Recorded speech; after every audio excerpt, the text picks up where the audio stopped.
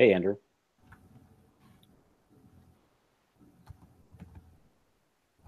I made sure to invite you first tonight. Hi.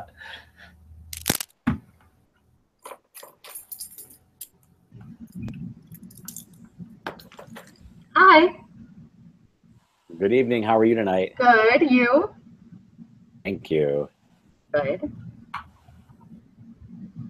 Alex, how are you? How does Florida look these days? Coming back together slowly? Yeah, Florida's doing better. I'm all right. Good. I'm glad. Nancy, how are you tonight? Hi. Good, good. Thanks.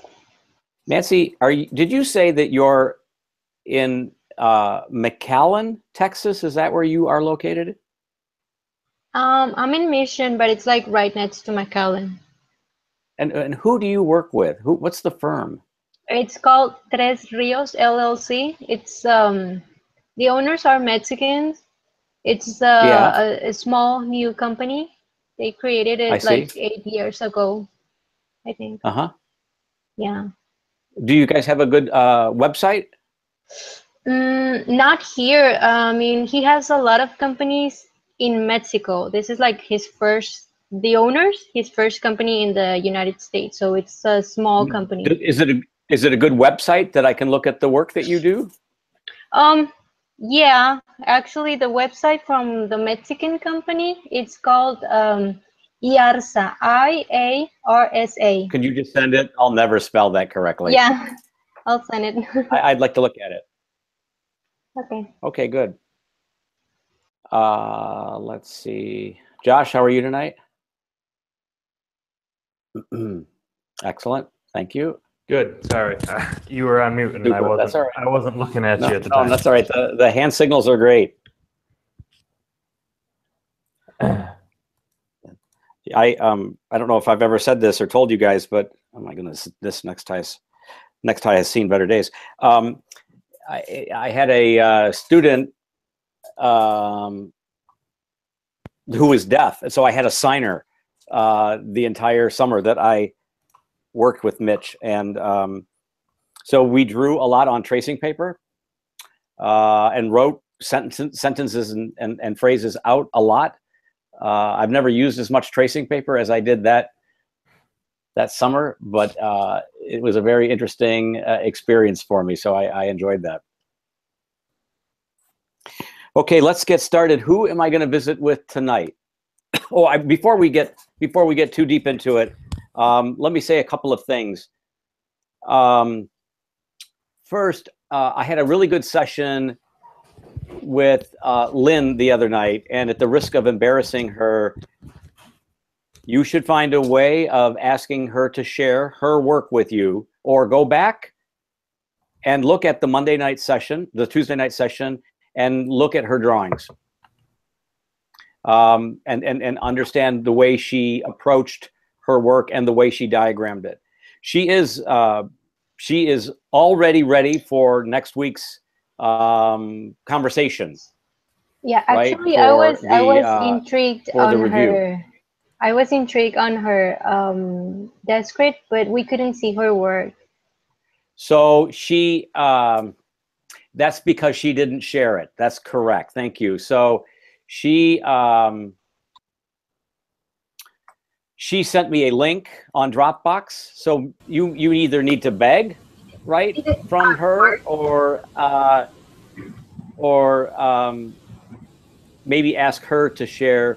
Yeah, ask her to share that with you, because I think it's a good glimpse of like the way she illustrated the floor plans, the way they were literally drawn, walls, doors, stairs, elevators, column lines, colors to highlight the different sort of program conditions. She had a structural grid with columns, for example. She had all of the floor plans, all of the floor plates. And because I think she was in a Revit or a Rhino model, she was able to cut a couple of building sections. And she was able, as a result of that software, able to show some very crude but informative street perspectives and axonometric perspectives. The drawings were raw, but they were all consistent in their sort of humidity and quality. And that's really where you need to be right now. I mean, like by next Tuesday night. So I would encourage you to tell her that, Mark is singing your praise. This is Carmen. It is on the drive? Yes, so Yes. it's under, and I was actually following while she was having the discussion with you. I remember. If you look under, it's called section 2. Got you. Yeah, so it is on definitely. there. Great. So she was, great. So she's already, it's like social media, right? It's already out there. She can't take it back unless she yanks it off of the drive. But if it's there, I would encourage you all to look at it because it's actually a fairly iteration of where y'all need to be. So that's the first thing. The second thing is pursuant to next Tuesday's and Thursday sessions, I swear I'm going to move the sessions to Monday and Wednesday next year, or if I ever teach again, because having class on Tuesdays and Thursdays is ruining my evening life with all of the other AIA things that are going on and the events that are going on and the lectures that are going on. But in preparation for that, you need to write like a 1-paragraph type sentence, type statement. Please do it on like Word so I can copy and paste it into the project statement. The project that was for Lynn. The project statement of the grade sheet, and I will not edit them unless I see something sort of glaring, or if they're just kind of diarrhea of the mouth. If they're too long, I'm going to cut them. They literally only need to be 4 or 5 sentences. And they should not be William Faulkner sentences, ladies and gentlemen. They should be pithy and concise. And I will drop them into a grade sheet with your name on it, and I will share it with all of you over the weekend, okay? So that's the first, and I need that by tomorrow at 6 p.m. Eastern time. So that I can process them on Friday night after I eat my pizza, and I will share them on Saturday with the after I share it with the critics. I will also send out on Sunday morning a roster for the reviews, and they will be on Tuesday evening and Thursday evening. 3 things: Lynn, the project statement, the batting order. And the 4th thing is Professor Rageb is very, very sick. Class on Tuesday after the assessment day, and felt bad on Monday, and has been to the doctor and is taking meds. So he broke the first rule, right, of our studio, which is do not get sick. And he unfortunately has done that. So he is not going to be in session tonight unless he pops in and says hello, and if he does that, we should all extend our sympathies and tell him to go back to bed and drink a Verner's and eat some crackers. So we think that we think that he'll recover quickly, and I'm certainly hoping for that. So if you're here right now in anticipation only of being here for the later session, you're free to go. If I've not spoken to you on Tuesday night, you need to be here tonight so I can speak to you. We have a full docket, and I have if I feel that you need a kick in the pants in terms of like getting you off the dime, the design dime. So that's a euphemism I might use every now and again. So I have some things to share with you all if I think it comes to that. So who am I going to talk to first? Josh? Okay, Yep. Good. Yep. Anyone else, I hope? I think Eric's I'm opening it up supposed to right be after me, and I'm going to send you an email because it seems like you prefer it this way, but I'd also like to screen share with you after we discuss a little bit. Good grief. Eric and Josh. Is Eric with us right now? Yeah, he's getting with us right now, so I'll start, and then he'll be ready by the time I'm done. Excellent, thanks. Go ahead. You want to screen Okay. share? Well, I sent you some stuff. I just sent you a couple floor plans and stuff. If you want to look at it that way. Sorry. We'll do the screen share. I'm just not. I can see if I can figure that out. No, you know what? It's gonna. It'll. Anytime we screen share, it usually lags more. So Sure. I'm just gonna open up the. So for some reason I can't magnify these. Why is that? You should, if you hold Control and then use your mouse wheel to zoom, you should be able to zoom. Oh, I don't have a mouse. I just usually there's a dialog box at the bottom that. So maybe I'll just download it. And I realized they could fit better on the sheet. This was a print it right now type of thing.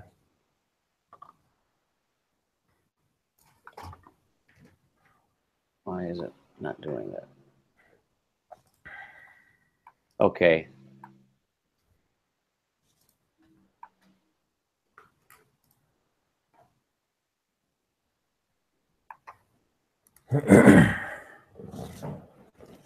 For crying out loud. Why don't you go ahead and screen share? I'm having trouble downloading these things all. Okay. Just lost the classroom.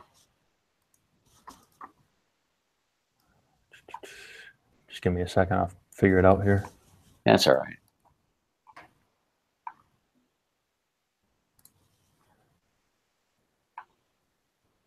And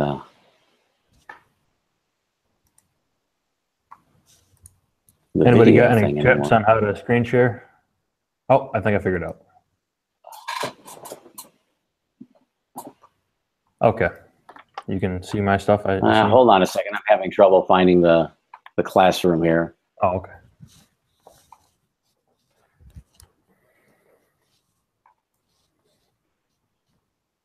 Where did it go?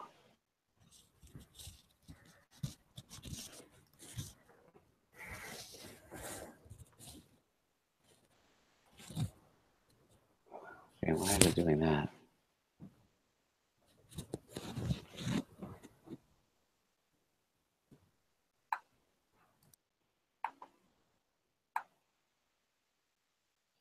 So are you, why am I seeing two screens here? I clicked screen share with, yeah, I did that. I clicked that. So I need to go to you. Okay. Oh, okay. I see. There. Now I'm there. Thank you. There we go. Yep. Okay. So tell me if it starts to lag or yeah. whatever. So if you can, well, yeah. Well, I won't be able to tell you because it'll just freeze. Sure. So my immediate reaction is thumbs up. Okay. Right? Because you've located retail on the hard corner, which the site plan program brief suggests. You've located stairs so that they can discharge directly out to the street in the case of the south stair. And in the case of the north stair, which is only one stair, it discharges into the lobby, which is logical, and it can then discharge out to the public way. So that's excellent. The mail office area is good along that wall. So the bike storage might be a fun place to display on the street. Create some facade sort of issues for you, but that can be handled. I see the dog wash area, clearly water, or meter rather, electric, generator. And then I'm seeing the structural grid. I see, so the trash room is, so your trash chutes are going to be at the south end of either a C or an L-shaped building. Is that what I'm getting? Yeah, it's actually like it'll turn in, it's a C-shaped building to start, and then it kind of turns into a bar building as we go up. Understood. and your retail is maybe a little high on the number. Yep. So maybe the bike storage is more internal, more like in the knuckle, to privilege more retail space on the east-west street, or maybe the bike storage is down near retail 35. Mm-hmm. That's another option, closer to the drive aisle, you know. Right. Okay. So, and here's the thing. It just seems to me, Josh, that, and this is for really everyone. I really didn't want, like, I really tried to give you guys. I really tried to drop an anvil out of the sky to hit you all on the head, right? To lay out the first floor just like this. Lynn did that. You've done that. Do you follow what I'm saying? Like, and I think, Josh, you know, correct me if I'm wrong, but like you know, you laid it out probably logically based on all of the things that we've been talking about and all the things you've been hearing. Can you imagine any other way that this could lay out successfully? Not really. I mean, I think the retail needs to go over there because Detroit Modern is over there, and you're going to have all your main traffic over there, people driving up and down that street to see these buildings all the time. You know, I think the lobby makes sense up in the upper left because you have your public transportation is towards that side of the building. So if I'm trying to get there, I'd want to go through that space. I think the bike storage makes sense on that side. Again, public transportation. So, and then that kind of forces everything else into the back corner, right? So, right. Another thing you can do, ladies and gentlemen, and I'm going to say this to you since your retail number is a little rich, you can park along the retail. It could skinny the depth of the retail, but you could do what we call slip under parking. Not a fancy term, but imagine the footprint and the depth of the retail bar, north-south grain, Josh. Imagine that being even skinnier and allowing cars to park under it. right. Whether parallel park or angle park or perpendicular park like you're showing on the opposite side. You could get, you know, another 5 spaces there, right? And so, right. So, I mean, you may not need to do that in this instance, but in these buildings, as you do more of them, and as you work with developers more carefully, these are the kinds of pushes and pulls. These are the kinds of tweaks and tweens that you're gonna be asked to do. So I'm just trying to. I'm not saying these things to prompt you to do them now, right? I'm saying them so that you go, oh yeah, we talked about that in studio once. That's a great. I'm going to bring that to the table next time. All right. Let's go upstairs. Can we go downstairs first? Is that okay? Yeah, that's great. That's a better idea. Okay. So my ramp comes in on the left-hand side here, and then it's just one way all the way around. Pretty basic. And then I tucked behind my stairs 2 storage units.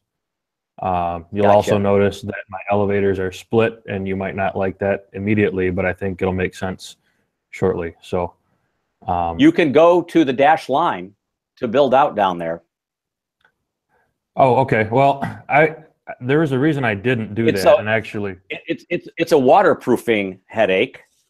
Yeah. Right, because the exterior slab, right, is the condition above that, so it's the ceiling. Is the ceiling of the area that I'm calling for. But if you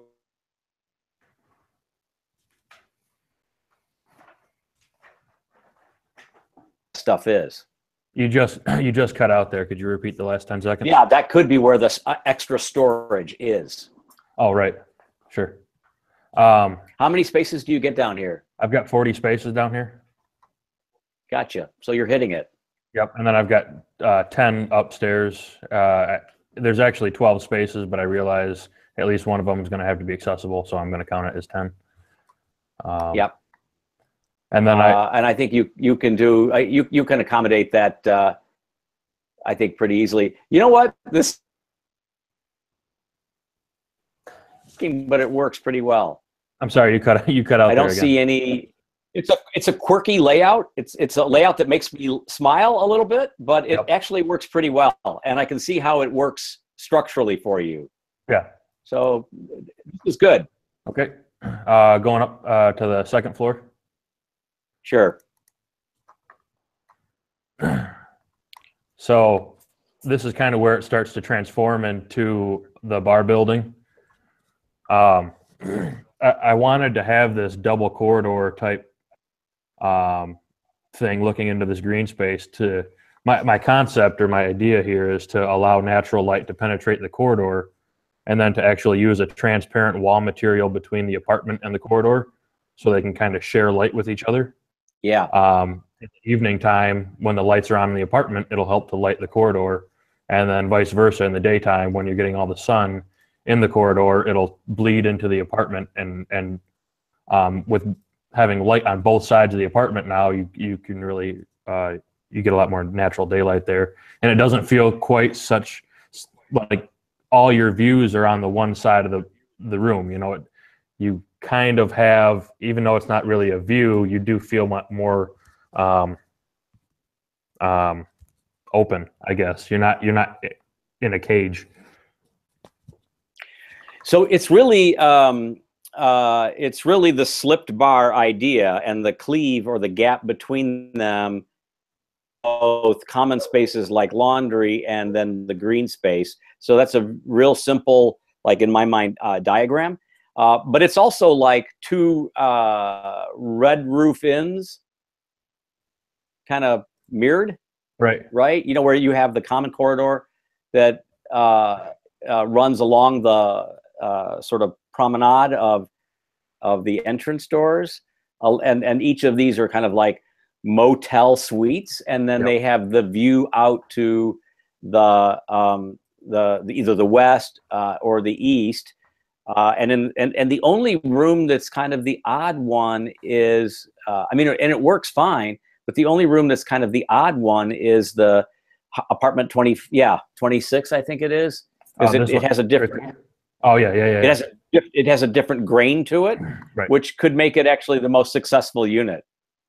And actually, unfortunately, because of the way the layout happens, this is the only unit. This is very interesting. This doesn't continue. We'll go to a 3D view. Cut out. So there's this like inner sloped. I guess it's kind of hard to see. I see it. So that middle slopes up, it ramps up, so that when you get to the back of the building, gotcha, around here, there's now this upper patio out here that actually, because you're not against the large tall brick building, you know, you're back behind it, and you're above all the other lower floors or lower buildings to the south of us. You actually have a pretty good view all the way to downtown. So that's kind of what inspired that that thought process there. And then I'm thinking I'll have a few bridges that go back and forth to allow for two means of egress. They can cut across the bridge and get to the other stair. So very cool. Thank you.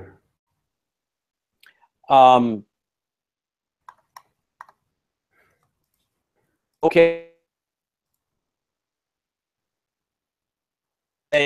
You know, I want to say something about the round top, the arch top windows that I'm looking at. And I have to be really careful about that because I'm a modernist, but I'm also a traditionalist. I can actually wear both hats, and I'm actually able to operate in a as a designer, I'm actually able to operate in transitional sort of modes of architecture. The thing that I'd like to encourage you to do in this case is to recognize that the formal language of the moves you're making, the separated, slipped masses, the double bars, tethered by those bridges, these are all modern and contemporary themes. I'm saying? Yep. And the delineation of the elements of materials, of solids and voids is usually governed by extending that vocabulary. Okay, so the moment then that you introduce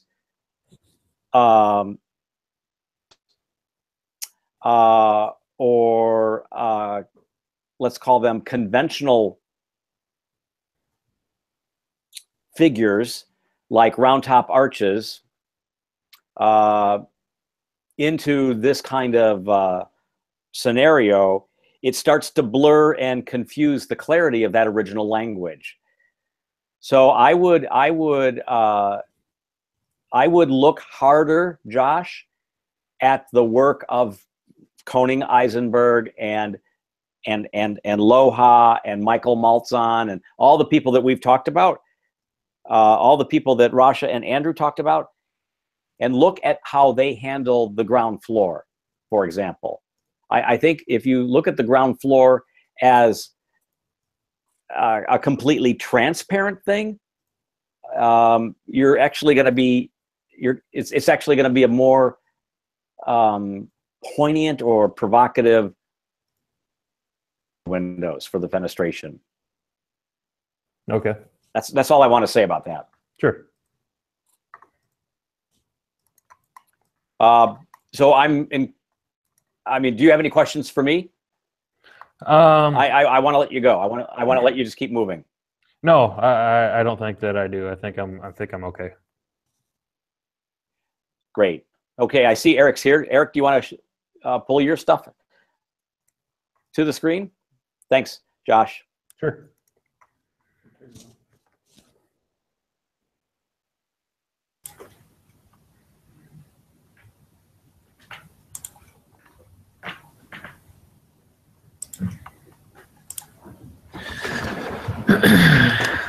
Okay, can you see it? It'll be up in a second, I think. Not yet.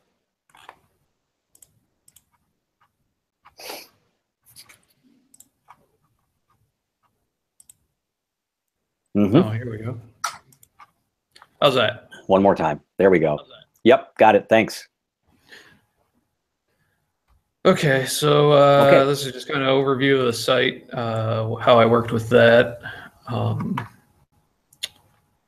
me get to probably most. Do you want to start like in the basement and work up? Let's start at the ground floor first. Okay. Uh-huh.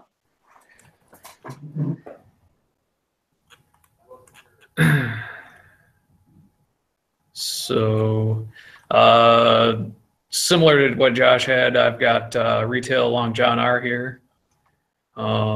Is that the green? The green here, yeah, I'm not sure why this one's showing up gray down here at the south, but yeah, this is retail also. Okay. Zoom in here a little more. The lobby is the mint green?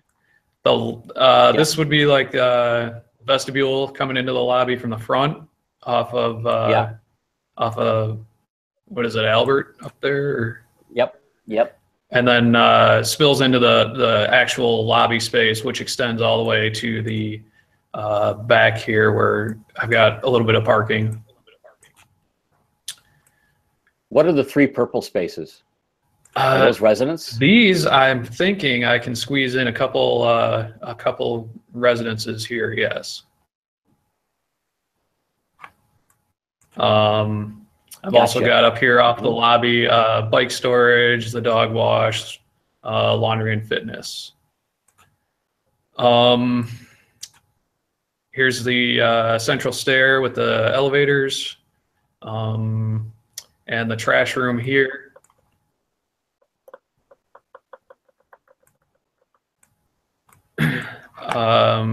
I decided, I don't know how accurate this is, but I imagine that these retail spaces probably need access to this trash room. So I got this back corridor essentially here that comes down and connects to the generator room, the boiler room, and the meter space back here.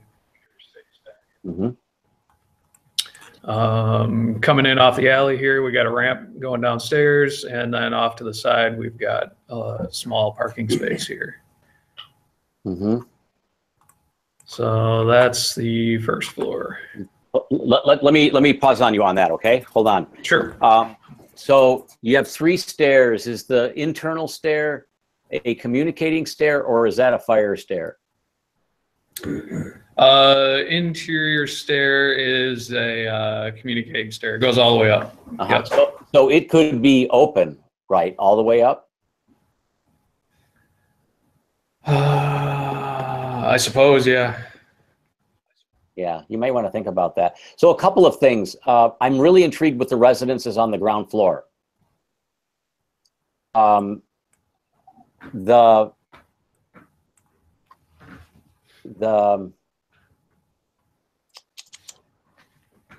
their position there seems to make sense. The footprint, however, of the stairway kind of eclipses the view out to the street for the westmost unit. Yeah. So I'm wondering and if we can revisit that a little bit for one thing. And for another, there's like a white area below the purple colored footprints of those residents that I'm not sure what that's about. Is that, I guess I'm just not. I guess this would just be corridor space, unless I suppose this could be an exterior wall also, maybe, and then Yeah, that's how they would just I'd look at it as outside, exterior wall. I suppose. Yeah. Okay. What is generating this angle of incidence? What's generating this angle that's rotating off of the dog wash? Right. Relative to the angle of the site.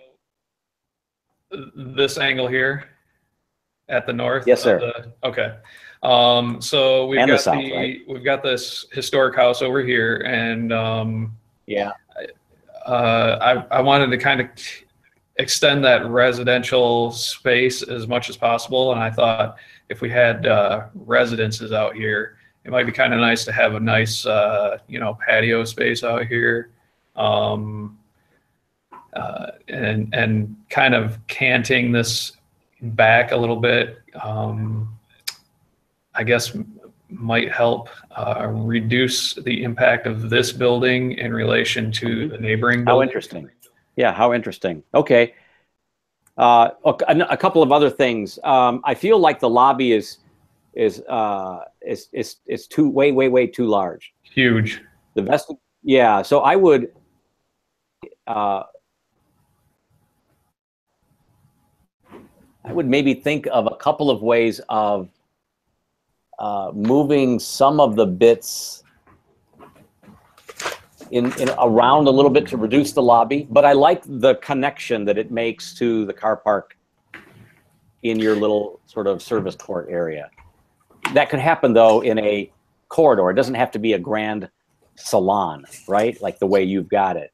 So that's something I think about. I also think that I admire the ambition of one cut off of the alley, but I think it's going to be too clumsy for all concerned.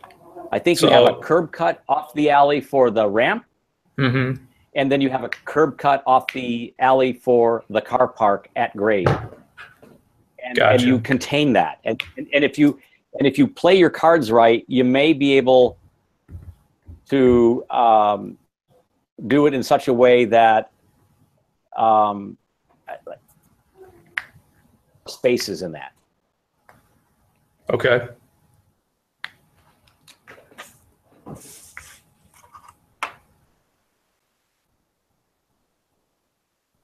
How much retail square footage do you have? Because I think we only need 5K. Yep, I'm slightly over. I'm at 2,800 each. So you could skin a little bit out. I guess you could make the case that, you know, retail is a real big driver of revenue. So I think there's some benefit of that.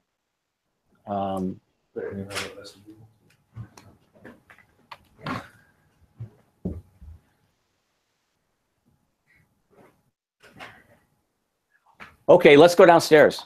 Okay.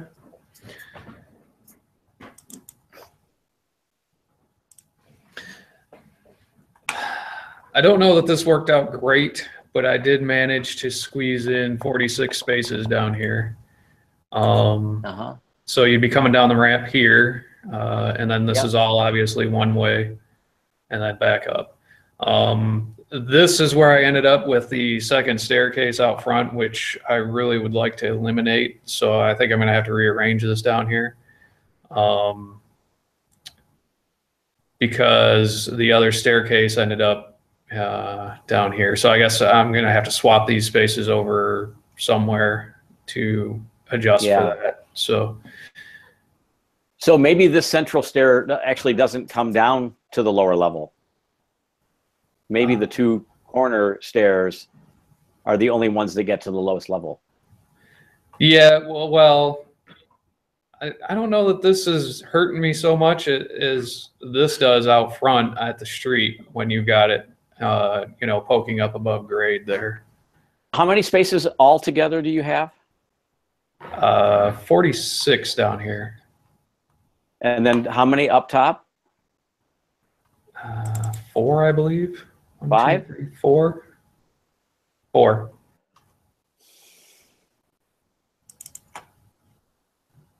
So there's going to be obviously some back and forth a little bit there to adjust things and get this to fit better. So you hit the mark. You might be able to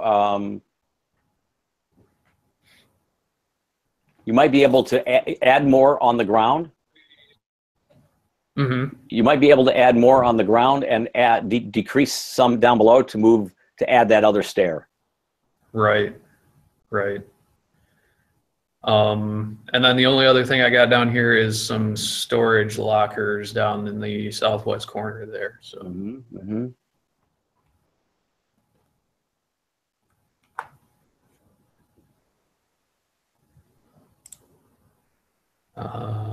You want to go up? Can you get a compact space at the end of the northern drive aisle that runs east and west?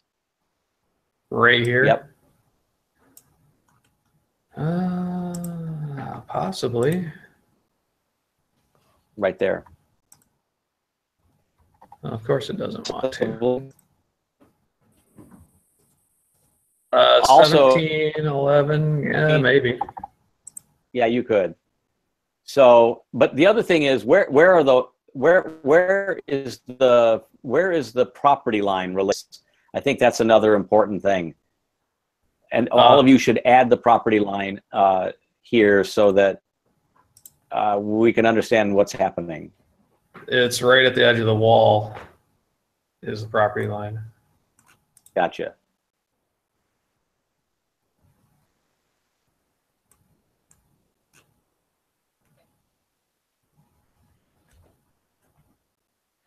I think if you add the stair down below at the southeast corner, that easternmost space along the south wall, it's kind of a nasty space. If I'm parking in that thing, I can get into it, but I'm going to have to remember how to get out of it. Right. Without kissing the car that's parked along the east wall. Right. And if she's got a Yukon, I'm screwed. Right. So you need to maybe sort of finesse that layout, but I think this is generally workable. Okay. The only thing that's sort of missing at this point is kind of the imprint of the structural grid. And what I would do is drop the first floor plan as like a polyline, right, onto and insert it here, just to see what kind of headache that's going to cause in terms of columns coming down between parking spaces or in the poche of, you know, non-parking spaces. Solve this. Right. Let's go upstairs. All right. So up here on the second floor, all the purple is residential, our trash room, and I got some more storage down here. And this kind of continues that angled wall here at the north, and it kind of got me these interesting rooms here at the corner, where you're kind of getting two corner rooms in one corner, essentially. Right. Right. How big are those two beds? 1,000 square feet. Mm-hmm. And the I'd other really ones are like, around 800. That's good. I'd really love to see the storage room on off of the street wall. Right. Yeah, this was kind of if there's a. I'm sorry, go ahead. Go ahead. Well, I would prefer it off the street wall, because you're going to want to have windows on that facade. Exactly. Yep. Appreciate that you're drawing windows on the facade right now. Really don't know, like, open lofts with no bedroom walls and no living room walls, but you're probably going to have two window units per unit, per residential unit. So that's something to think about. Right.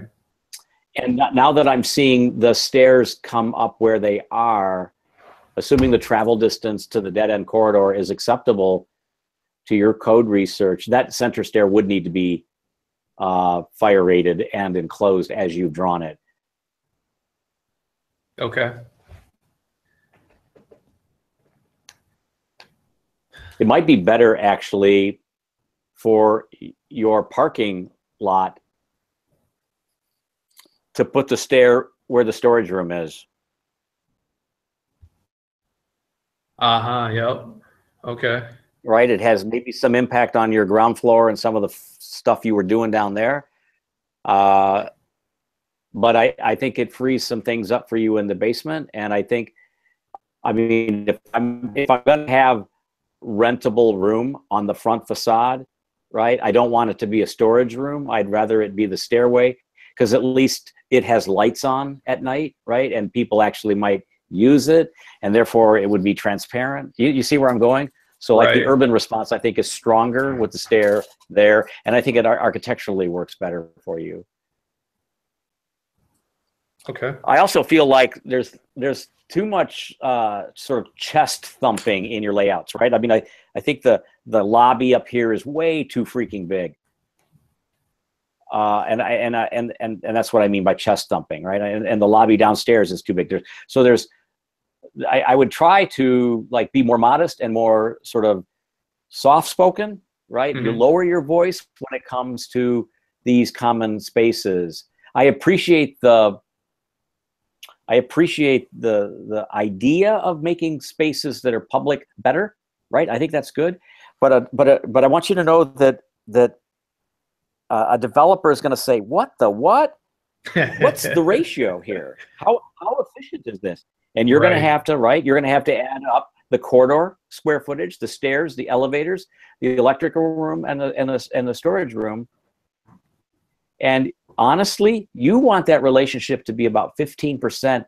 12%, you're going to get a gold star on your forehead, right? So 12%, you're going to get high marks from your client in terms of efficiency. So that would be a goal for you guys. Okay. I'm a little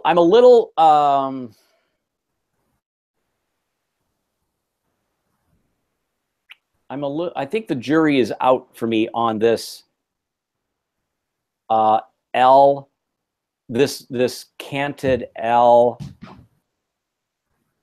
for the whole building. Okay. I actually fancied it on the ground floor. I mean, I was willing to bite the worm right on the hook. I fancied it on the first floor because I sort of think that the retail space is going to be tall, and the idea of extending the sort of volume and the grain of the historic residence from the west through your site toward the east is kind of an interesting one. And your building is, you know, sort of deferring to it at the ground floor.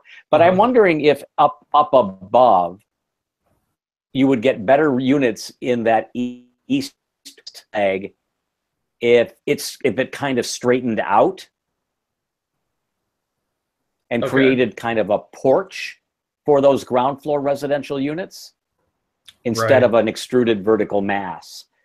So that long, narrow unit facing the south might actually be deeper and might be better.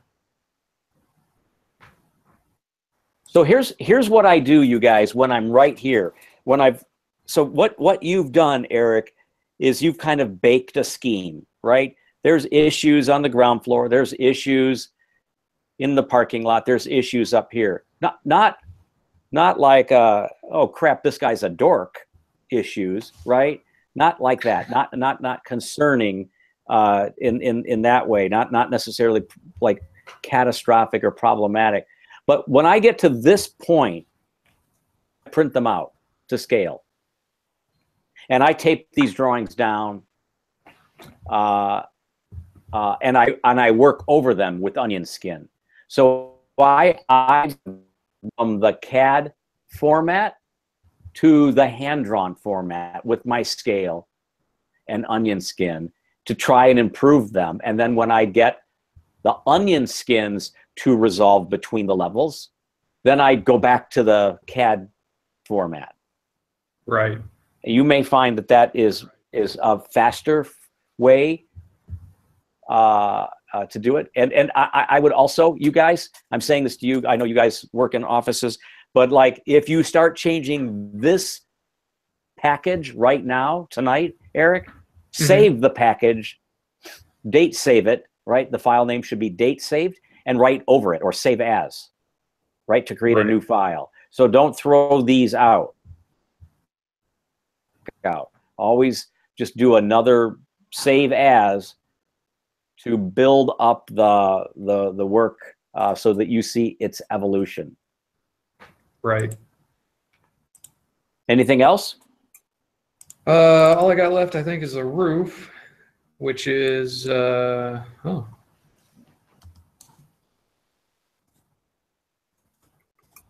unenclosed. So I got up here the community room and the roof terrace, essentially covering the whole space. So the roof terrace has to be a lot smaller, right? The roof terrace has to be has to have an occupant load of less than 49. Right. For it to be agreeable to the code. So you should delineate where that might be.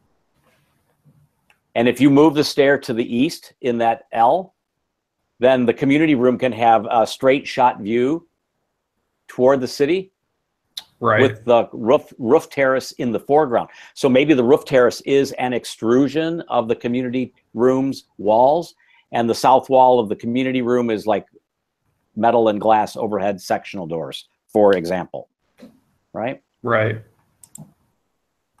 Okay. And maybe only one stair needs to go to the roof. So the other stair could stay at the ceiling of the top floor. Okay. That will help you. Yeah, I guess I'd have to double check on that because I was under the understanding you'd have to have two means of egress from that height in the building. From the height or from the from the program? Well, from that height, I mean, I don't know. I guess I got to look at that closer. Yeah, take a look at it. If I was up on the roof, I wouldn't want there to be only one way for me to get down. So, But the roof program has a limited use. that's true. Yeah. That's Yeah. my point. And the code is saying that given that proposed use, which generates an occupant load that requires only one means of egress, if that's the case, then that works with the code. Okay. So, okay, yeah, that's what I've got. I don't know if there's anything else you wanted to see, but Yeah, this helps. So I think right away, I'm going to talk a little bit about the window. So right away, I think if each unit has two window groups, right, then this becomes a much more sort of I'll just say it, and don't take this the wrong way, but a much more interesting facade. Because right now it has a kind of an institutional aura, and more windows, and windows with maybe different proportions. Like bedroom windows might have a different proportion than living room windows. Maybe bedroom windows are the smaller ones, but they're still big. And the living room windows are bigger because they are like French doors or sliding doors with a balcony or a Romeo Juliet balcony, right? So that the footprint of the window, right, from living room, bedroom, bedroom, living room, bedroom, bedroom, living room, right, and so on. So the way that I study that stuff, you guys, is you might say, oh, well, I'm just going to look at it on each of the sort of segmented walls. But I love Christmas.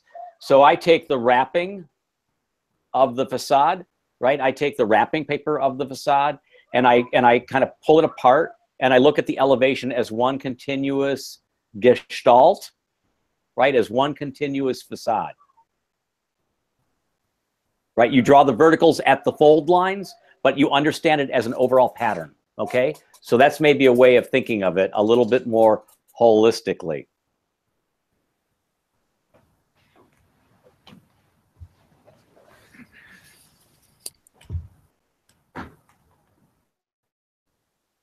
Anything else, Eric? Yeah, I do have a quick question on the site. The program information you provided us, we're showing some dimensions and a angle for the east to north property lines there. Are those pretty hard numbers? We should be going by that, or should we go by the SketchUp models that were provided? So I'm not sure I follow the question because I'm not looking at anything. Okay, let me see if I can. Let me see if I can bring it up here real quick, maybe.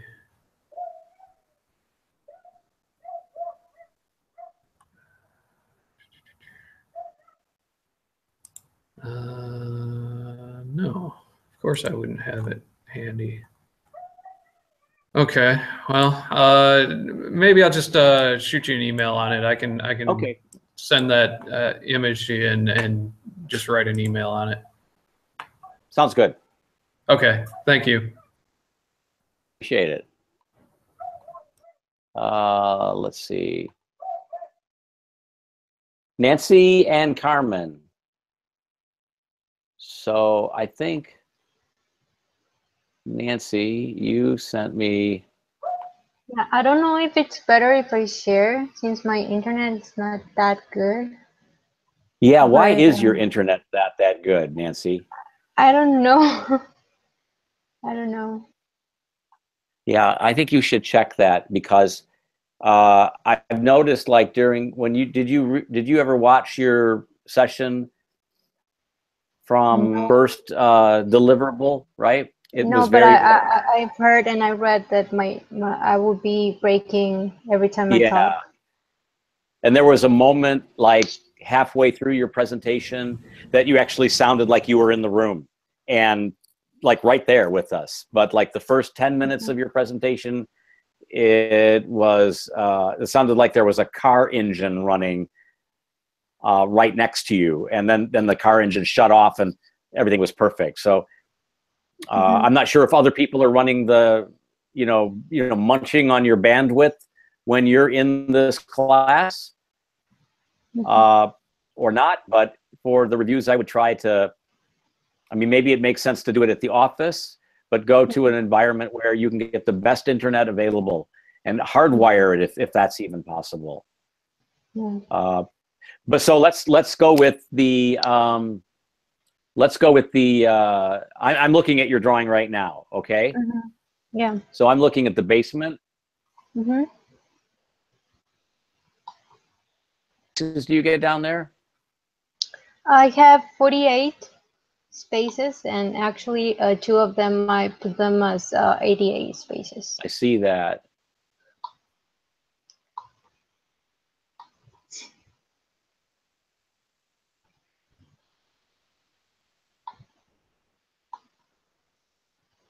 So like I was saying with Eric, what I would do, I haven't seen the second the second floor or the first floor yet, but there's going to be point loads and conditions of structure coming down. And whatever that footprint of what's happening up above is, you may want to draw like a simple polyline around it to show its sort of presence, if you will, in this plan, so that you can do a structural layout that is real, right, in terms of where columns might be. And given that you're a structural expert, I would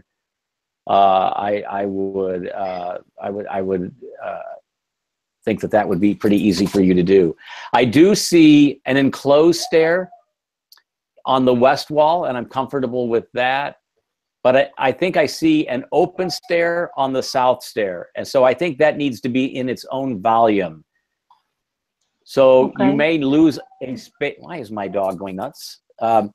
You may need to move the 2 barrier-free spaces up and lose one here in order to enclose that stair as a straight volume.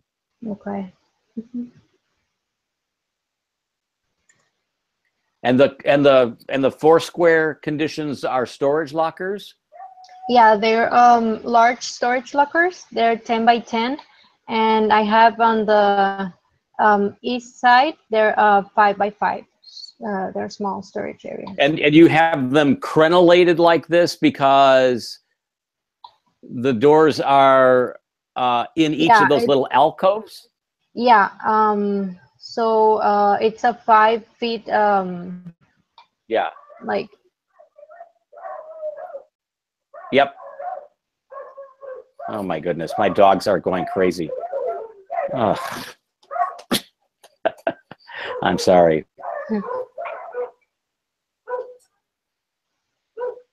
And the rooms in the northwest corner are what? One of them is the bicycle storage. Gotcha. It's only. Could like that go a upstairs? Fence. It's not. What? Upstairs on the first floor? Upstairs. Yeah, it could go upstairs. I was putting it there since you did mention that it would be fun to like write it up the. Well, for you, if I was young like you, but for me it would be hell. And since I'm the age group that's moving in here, I think I would be resigned, right, to taking it up on the elevator. Okay. It's a pretty nice layout for the parking. Hopefully when the grid comes down and the columns resolve themselves, it's not too damaging, but when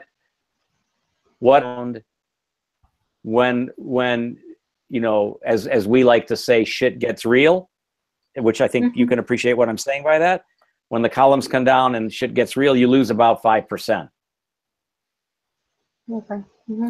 So if you have enough parking on the ground floor, my fingers are crossed, you might be able to reconcile that. Okay. Mm-hmm. Another thing that you can do is the parking spaces down the middle that are kissing like that, right? Mm-hmm. Mm-hmm. Right down the middle. You could lose 2 at the top and 2 at the bottom and park along the north wall and park along the south wall. Okay. Sometimes doing something like that just produces a little bit more yield. So a shorter sort of interlocking grouping that allows for maybe parallel spaces or angled spaces along the north wall and the south wall. That's another, I don't know if that'll work, but I would test that. If shit gets real and my forecast of 5% is right. Okay. Let's say it hurts. So you have to like Yeah. scramble. Okay. Let's go upstairs. Yeah. Oh, that's my job.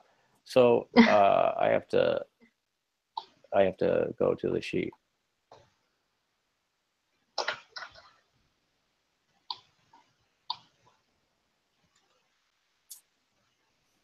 So how many spaces did you have downstairs? 49. 48. And here I have 10 on the ground floor. Lost you, Nancy. Are you still there? Yeah, I have 48 on the underground and I have 10 on the ground floor. Yeah, so, and you have 50, so 58 total. So you have some slop. Mm-hmm. I would call wiggle room. Yeah.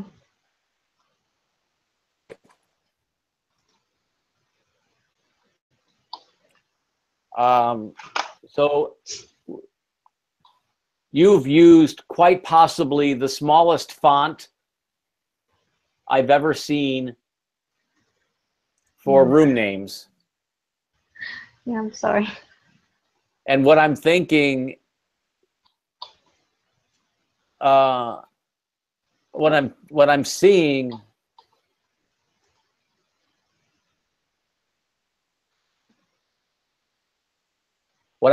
is an opportunity to put the trash room near where the toilets are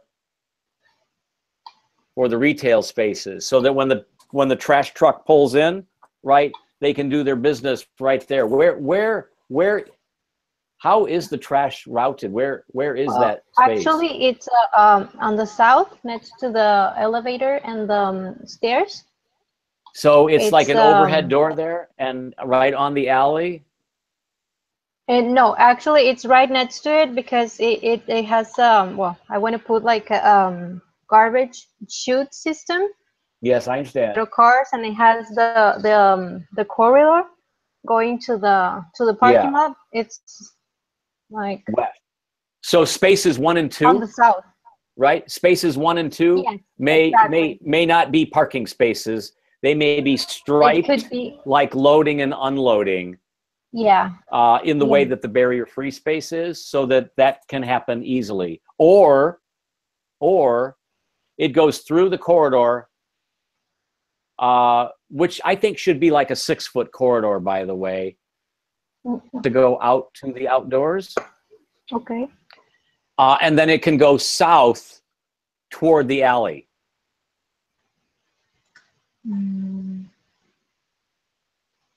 Go through the corridor and then south to the alley.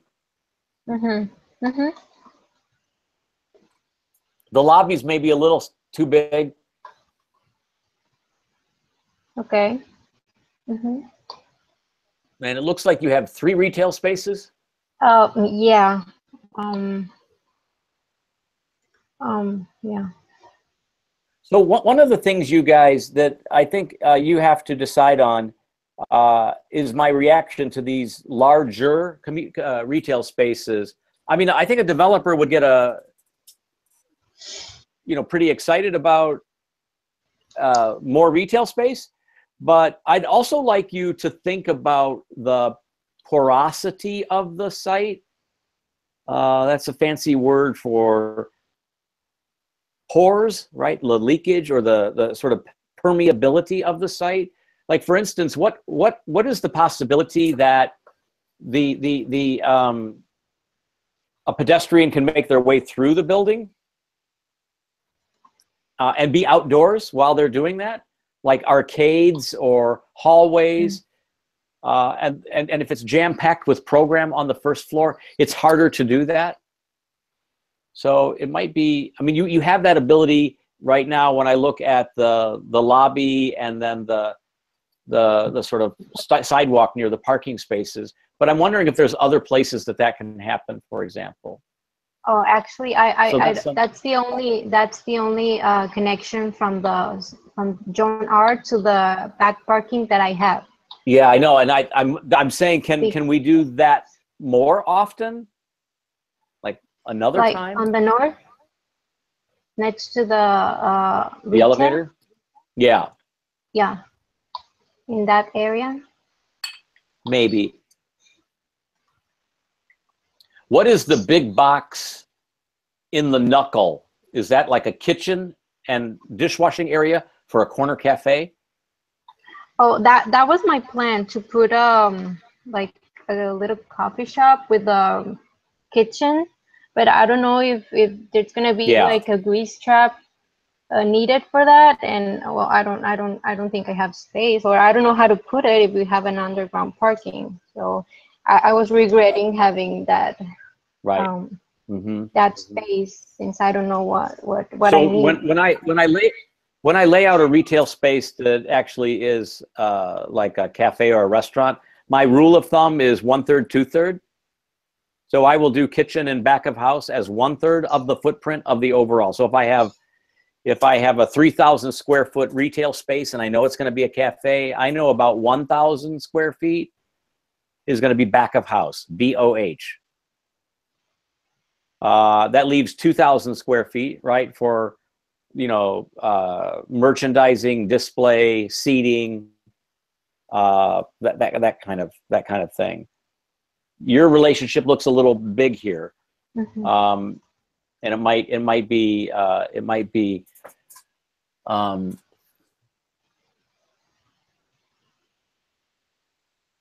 be too big.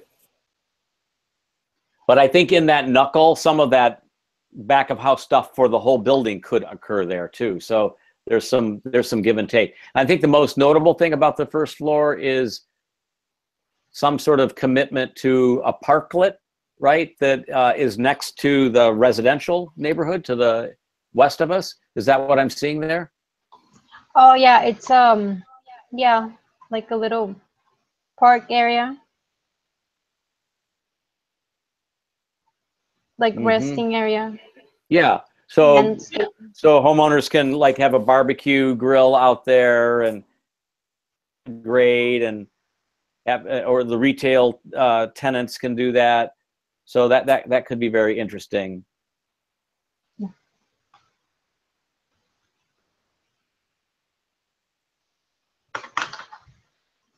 Okay, let's go upstairs. Yeah. Oh, I have to do that. I'm sorry.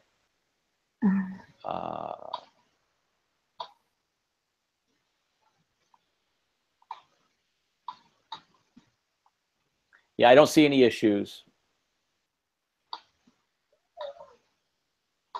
Except, Nancy, the footprint of that south stair is going to wreak havoc on your life.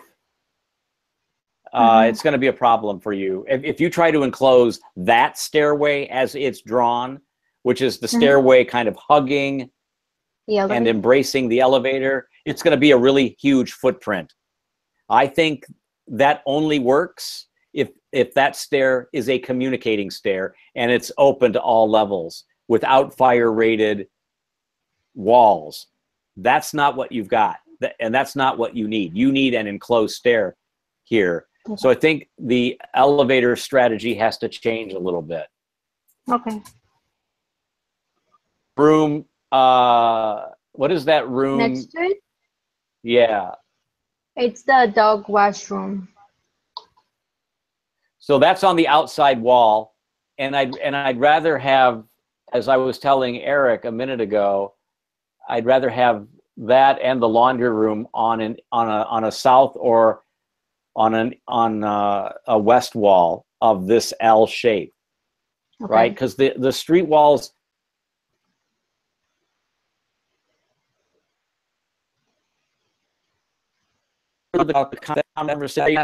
Remember, I lost you there. I didn't hear do the you last remember the part. conversation about giving a letter grade to each facade? Yes. So, Yeah. and I talked about it in terms of street, and I talked about it in terms of maybe the sizes of windows, and maybe in terms of like materials and stepping down the materials on the B facades and the C facades. But I also mean that in terms of program.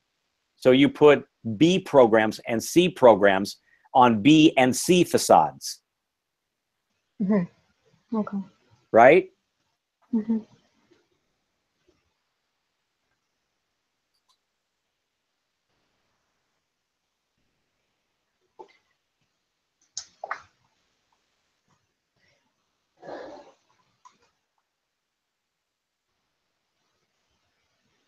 So there's one problem that you've got, and the room that's in the knuckle doesn't have any windows.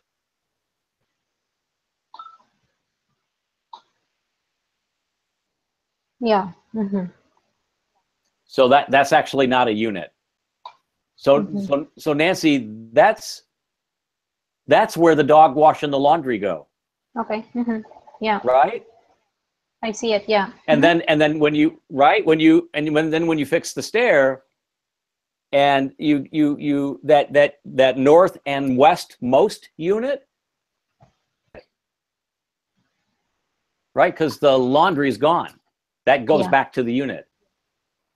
Mm-hmm. And you may find that row along the street, that row of all of those units, that can slide a little bit to the west to make the corner unit a little bit more pure, so it doesn't have that ziggy and zaggy thing going on in it. Okay. Yeah. Mm-hmm.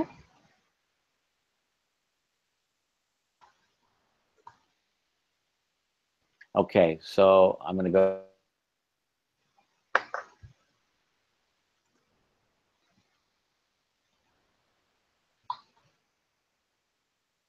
Is this the roof plan? What is the fourth floor? Is it the rooms just No, aren't it's indicated?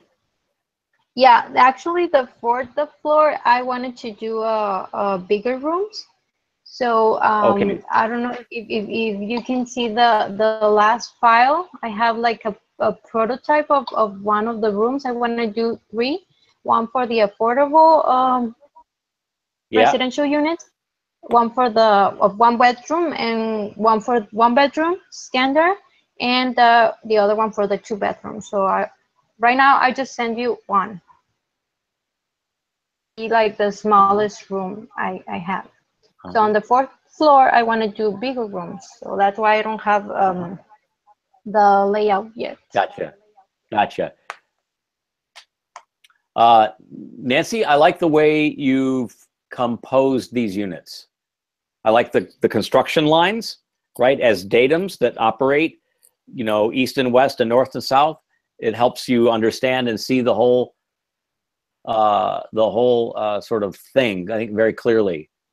I like that.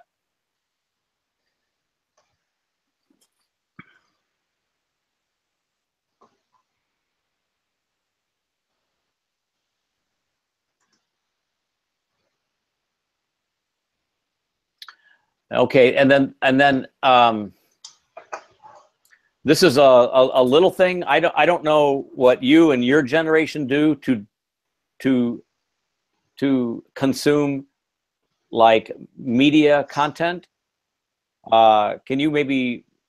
So can I just ask this question? Do you all watch TV, or do you hold an iPad and stream content? Oh, I don't watch TV and I don't have time for TV or videos or anything. So in a perfect world, what would you do? In a perfect world, I wish I could watch TV. Yes. So you would want a big monitor, a big ass TV monitor on your wall. Yeah. Uh-huh. Yeah. And maybe even with stereo for the sound, and right? Yeah. So I don't know what Courtney thinks about this, but it might be interesting to talk to her a little bit about the consumption of content through media content. In other words, do old timers like me watch TV? And would they want a TV on the wall? And if so, here's where I'm going. If so, then the living room layout needs to reflect an organization and a seating pattern that would allow that monitor to be on a wall. Couch and chair arrangement has to rotate, which I think your living room and dining room area is big enough for. Yeah. Right? So I would just like do another layout, do a tracing paper overlay. Sometimes that table can move off to the side a little bit more to free up more space for more chairs for the living room. I think the living room probably has a coffee table and maybe an end table, you know, to put our tea or, you know, our glass of wine, right? So those are, but I love that you're drawing the furniture, right? I love that you're showing us a unit, and you're showing the unit to scale and relative to furniture. This is a really convincing to, you know, make these things work carefully.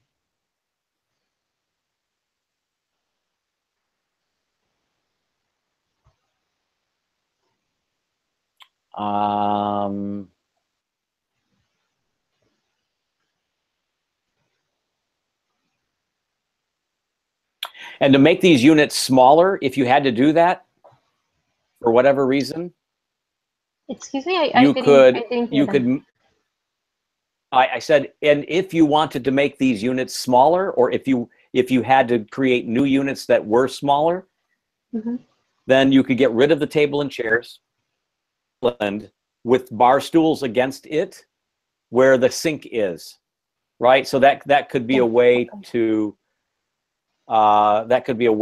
sort of deal with that problem, if that was a problem.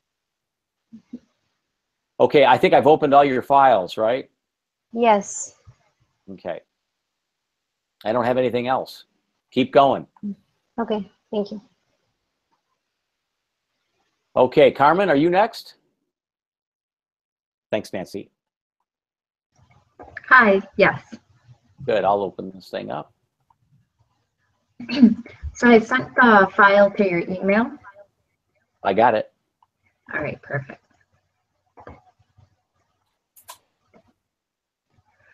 So I've been going back and forth from like my work computer to my school computer, and some of the fonts, like the layers, they were a little messed up. So some are thicker than I'd like them to be, but I'm gonna this weekend, I'm gonna put everything into Revit.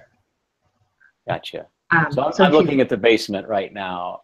Okay, how many spaces do you have down there? so I have 52.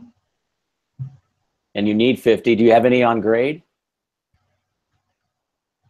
You could. I do not know. But you could. I'm looking at that layout right now, right? Yes. Okay, so here's what I'm going to say. So the spaces still don't look quite right. They look like they have different dimensions, different proportions throughout. They should all be 9 foot by 20 foot. And if this layout is two-way traffic, we should have 20-foot aisles. If it's one-way traffic, we can probably reduce it down to like 12 or 15 feet. Okay? So I'm looking, I see 20 feet. I'm looking at the dimensions here. Mm-hmm. So it's two-way. I see 14 feet. Right. And that's 25 feet, and I'm comfortable with that. Yeah. And it's one way. Okay, so sometimes we do arrows on the plan to show the direction, I will add the but like arrows. the spaces are shown as 14 feet and 8'6". They're not big enough. So Okay. going back to redraw those cells for the parking stalls is going to give you a different number, hmm and it's going to create some tension for you because you're not going to get 48 Okay. downstairs anymore. Yeah. I have room to 52 on or the whatever first you- floor. So in the Yeah, basement. so that's what I'm. Yeah, you're gonna need to. You should do an overlay of onion skin just to show it to make it work, and then use that overlay, right, to. Yeah. Oh, but let me just stop for a second, Andrew. I'm sorry, Andrew. I didn't see your question.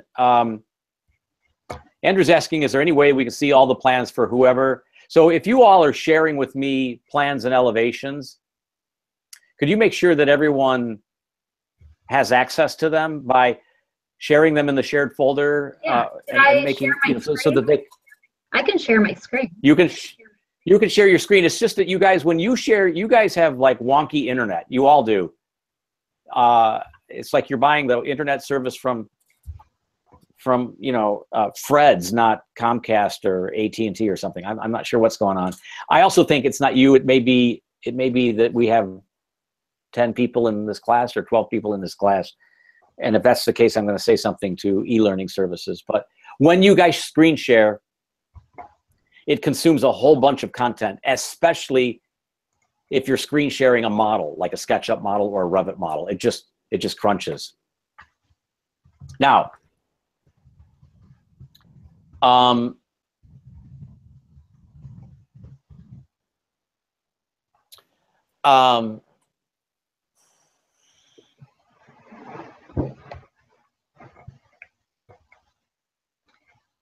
So downstairs, I have 50 places for bikes, 50 lockers, and they are, if I'm not mistaken, they're 4x4, and I have 4 feet to walk in between. So it's a nice big open space. The generator is downstairs, including my 2 elevators and 1 unit of stairs.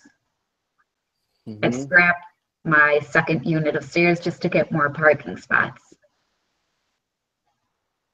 I hope that's okay. You may find that the row of spaces like this that run east and west needs to rotate. Okay.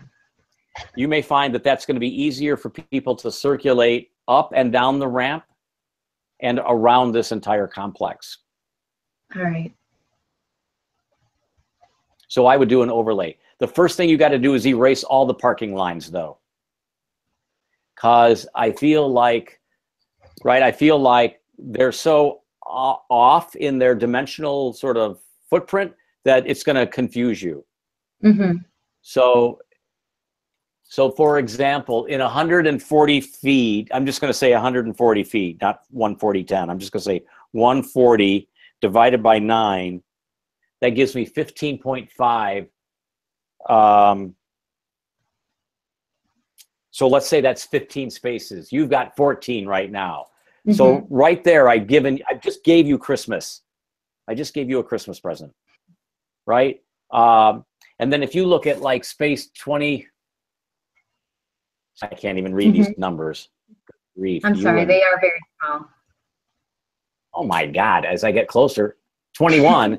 21 is 1 space, and it looks like I could. I was thinking those put a could be condo for like in the it, you know? ADA. Sometimes they have a ramp that comes out of the car. Yeah, so there's a graphic for that. There's a standard way that we draw that. Yes. Right, it has the stripy area. Yeah. But here's the other thing, you guys. You don't just locate the ADA space where it works dimensionally. You want to put them near the elevator.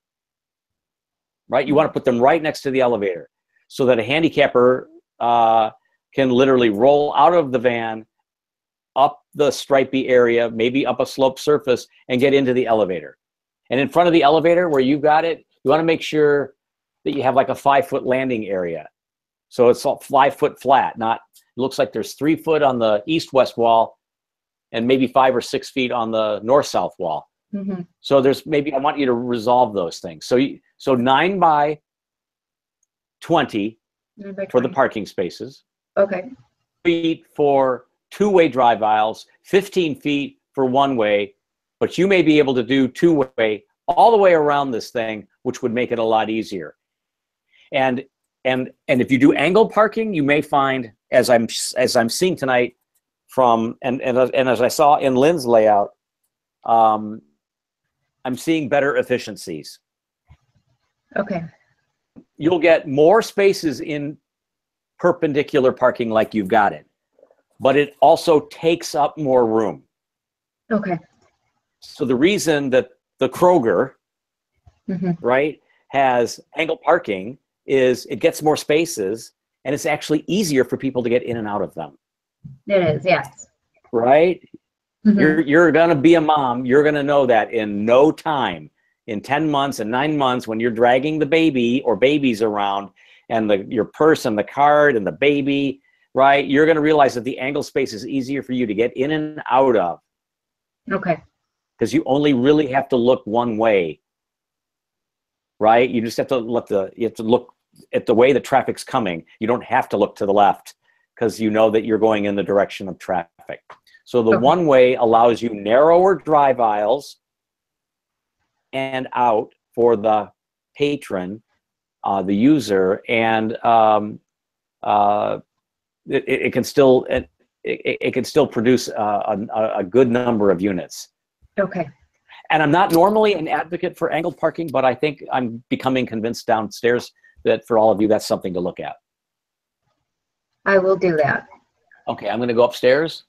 So the bike storage I think some of these. downstairs, I did, like I was mentioning, I did put 50 downstairs, but I have some additional if you just, so that the concept upstairs is that every room has a view, and it's to, I left a space where it's going to be green areas with trees.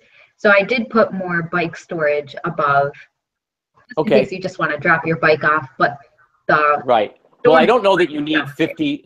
I don't know that you need storage for 50 bikes. I think you provide. I think you can say, well, I'm going to provide storage for half of the tenants. Okay. But I'm also thinking that the bike storage may not be ideal on the basement. And here's the bad news. I'm also thinking that the generator is better on the first floor. I do Carmen? have space in the first floor, so I can change that around. Okay, so I'm going to go upstairs. I'm going to go upstairs. All right. So I haven't quite Yeah, figured it out you yet. have plenty I was of room. resolving the garage, the basement, and the floors first, and then I was going to get to the main level. So I have retail on the Yep. side, lobby, and a vestibule on both John R. and Alfred Street. So this is a much better layout Yeah. Yeah, I like this better. for I you. think that was a good. It's cleaner and it's easier. I don't want laying out the first floor to be this, well, I want to say the F-bomb. I'm not going to say that, but I don't want it to be a cluster fudge for you. I want this to be easy. This is why I've given you so much, like, I'm sort of like giving you so much information that the first floor is designing itself. Yes. And that's why I had the red line on where I wanted retail. Mhm. You know, and so you've done that. You didn't do that. You did the chamfer lobby thing, and I'm like, you're making it hard for yourself. Just This is much pay easier. attention to and me. I Listen like to the me. way that it came out. The dotted Yeah. line is going to just be for upstairs. I'm going Yep. to go out 5 feet for balconies, and I'm Yep. thinking of a good configuration for that. So I have community space on the first floor, exercise room looking out to the main street, service in the corner, trash room, and 2 set of stairs, one on either side of the L, and the elevator is semi in the so middle. I need to zoom in. Yeah. Community space. So we need a community space on the roof. That's where that's supposed to go. Okay. So, and and lobby cafe, you have a question mark. I only need 2 retail spaces, and you've got enough retail. I have to put the generator in there somehow, so maybe I'm going to move the exercise room to where it says community space lobby cafe. Yeah. What is next to the community space? VOC. What is that? WC, the bathrooms needed for a community space. So if the community space goes upstairs, Okay. I really wouldn't want to. Yeah, I wouldn't put like a bathroom on the outside facade. Remember, that's the A facade, right? That's the coat and tie, Yes. right? That would be like when your baby throws up on your sweater, Yeah. and you wouldn't look good, right? So you want to conceal that stuff.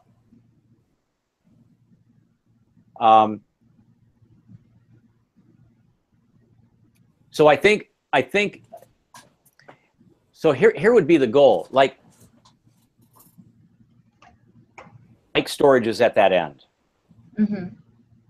Maybe and maybe it's a really cool bike storage idea. Maybe bikes hang on the wall, right? And there's nice graphics, and there's a big window, and there's like a bike shop where you can actually work on your bike, and that kind of shows out to the street, right? That would be cool. Yeah. So that kind of like low rent use could actually be kind of an interesting asset to the building. But a cafe that has a throat that narrow would never work. A cafe needs to be on the street. It needs to kick out onto the sidewalk. So I wouldn't put a cafe there. I would let one of the retail spaces be a cafe. You've got both retail spaces the same size. Maybe one of them is bigger, like the one on the hard corner, and the one on John R is a little bit smaller, Okay. right? So that you can indicate a cafe that way. The lobby vestibule, you guys love your lobbies. Just love these lobbies being big. This is just cracking me up. The meal room, the common bathroom. So you need to like delineate those things, and that will throttle the corridor back. And it doesn't need to be all one big room. You can have like doors that lead us through the spaces. I would try to make these things a little bit smaller. Electrical meter service, exercise room on the street is good. Floor. Yeah, that's okay. Finished. Whatsoever. So I think you have a possibility, Carmen, of parking under the dash line there. Yes. And parking on the other side where it says, "Oh my God, you're killing me." Temporary bike storage. So you could do parking up the west side and the east side. Okay. Yep. And by the way, for all of you guys tonight, I am going to type my comments to you in 4-point font, so that all of you are going to like go, I can't read what Mark is saying about my project, right? And I'm going to send it in a really compressed PDF, so that it's really hot and really like obliterated, so you can't read anything. Oh my goodness. All right, so with the next one, I think the generator probably wants to be on the alley. Mm-hmm.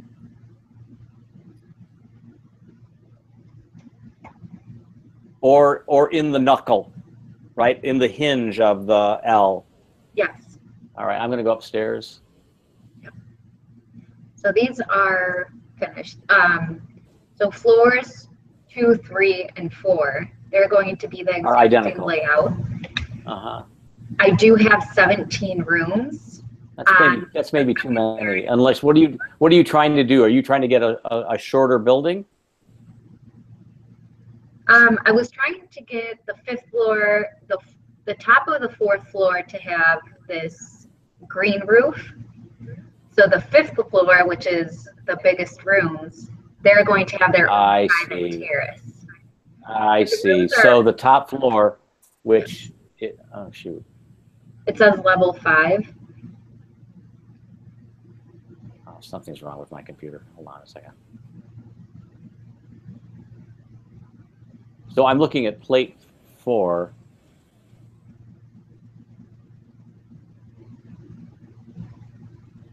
So plate 4 is a single loaded corridor Yes.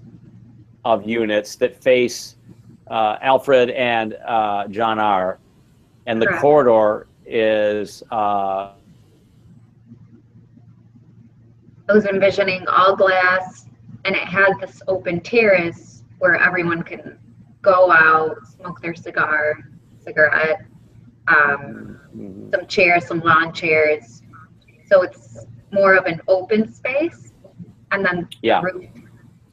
Mhm. So you have two green roofs, one on the top of the 5th floor, and one that works as the 4th floor in the 5th room. So on plate 5, it says open terrace, green roof, not the one in the cloud, but the lower one that's L-shaped. That's actually below. Yes, that is below. And then there's another roof on top, and that could be a green roof, but no one's going up there. No, no one is. So what I was thinking I could put, like, for example, sometimes they put like service up there, things that need to be Yeah. serviced. well, I mean, there's going to be air conditioning units and Yeah. things like that up there, but maybe your community room goes on the 4th floor. Okay.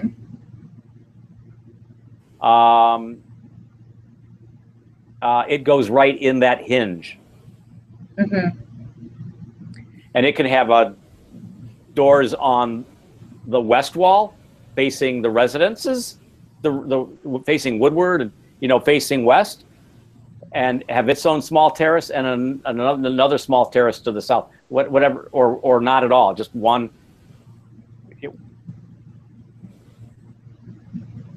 The community room is meant to be where Tracy and I have our 50th wedding anniversary, Mhm. right? And we invite the whole family and all our friends, and they all go in, they go up the elevator, and they go to the room, and we have it catered, right? And we have music playing, and it's indoors and outdoors. There's going to be a kitchen in it. There's going to be a bathroom in it, Okay. right? And it's going to have lights up there, and so that's what that room is for. So it's a room, but it's also a hard terrace. Mm-hmm. The occupant load of which is such that you would only need one means of egress and an elevator. But when you locate, because of the way you've done your layout, when you locate the community room on this floor, got the elevator and the stairs going up there. So your occupant load could actually be a little bigger Mhm. for the community room. So that's kind of an interesting, I hadn't thought of that. So that's kind of interesting. And even removing, because I have 60 plus rooms, which I can make the bottom ones a little bit bigger instead of 652 square feet. Well, here's another thing. So I want you to hit 50. Yeah. Because if you do 60, you got to have 60 spaces. Okay, so 50. Right? It's an equation. It's an arithmetic problem. So I'm pulling in the reins on you. Do 50 spaces. Okay. Do 50 units. So then you're saying, well, what do I do? What do I do to reduce 10? Right? So maybe the units are a little larger Mm-hmm. and a little longer on this floor in order to reduce the number of units overall. Okay. And maybe where you've shown the community room on the upper left, and where you've got the 1 bedroom that's 810 square feet on the southeast, maybe that's a terrace that's private for the adjacent unit. Okay. Do you follow what I just said? I think so, yes. So let's go upstairs. Let me explain it upstairs. Yeah. At the community, you've got a room that's up there called community room. I'm saying put that in the knuckle where the terrace is. Okay. Okay. So and now that label would say private terrace. Mm-hmm.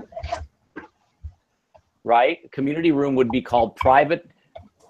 The community room where you've got it right now in that upper left, that would become a private terrace to the 612 square foot room, to the 612 square foot unit. Okay, perfect. Capiche? You following that? Yes. Is it okay that I've located a laundry room on the second, third, and fourth floor, but not on the fifth floor? So I was just thinking it's better. Well, maybe these super units have their own laundry facilities in them. Okay, perfect. On the fifth floor. Okay. Yep, I will make the bedrooms bigger. I have a layout that I did in SketchUp, and they are looking a little bit smaller. I would like a bigger kitchen, a bigger bathroom, something with a tub for like the 2 rooms. They're going to pay more money, and they've got this beautiful view to the street. Right. Okay. Cool. Anything else? Nope. I will make all these corrections. Okay. Thank you Okay, so keep much. flying. Yes. You're welcome. Okay, now we have Alex and Wu. Alex, are you ready to go? Yeah, I can go. Let's see. I put it in the drive where Lynn's is. Okay, so I need to go to Drive. People can Share look it at with it. me.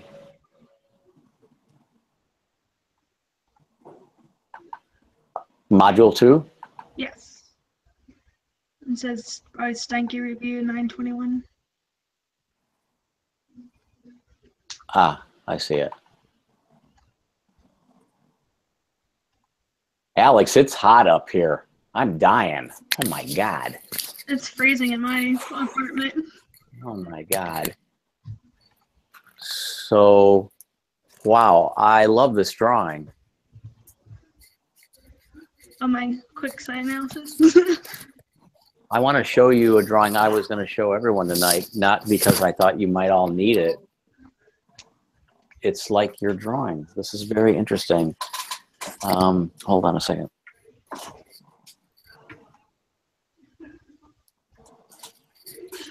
Is it okay if I call you Alex? Is that Yeah, okay? no, I prefer Alex. Okay, thank you.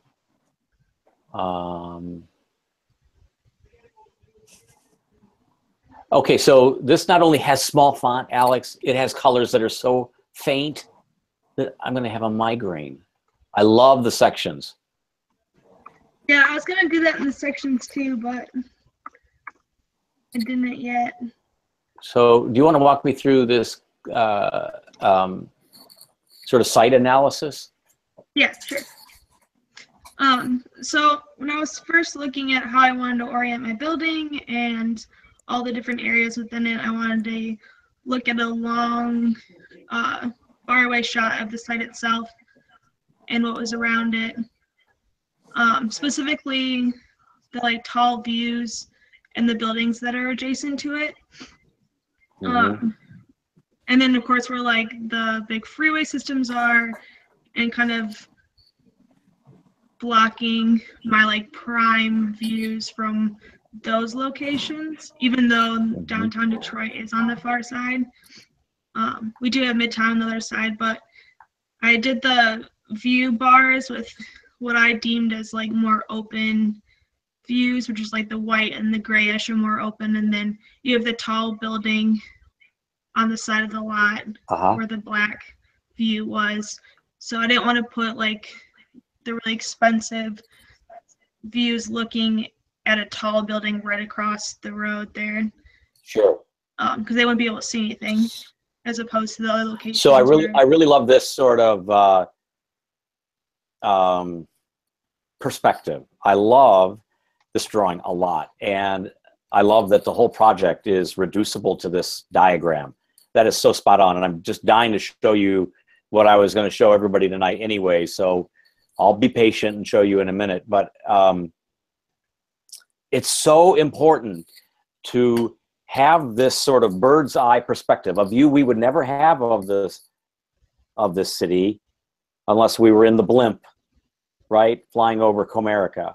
But I think if you step back like this and do this sort of all-inclusive diagram like you've done, it tells you straight away, right, what you needed to know about your site at the micro level. So by having a macro kind of impression of the city, it helps you establish a micro response and a contextual response, a responsive response. So I really appreciate that. Yeah, well, it's important for me since I can't be there, like in person, and I usually tend to visit sites a lot. So it's hard for me not being able to be there. So I really wanted to focus on analyzing what I could with what I was given. So you're breaking up a lot tonight. Oh, really? Yeah, sorry. So I'm looking at the floor plans. Which way is north? North is straight up, I hope.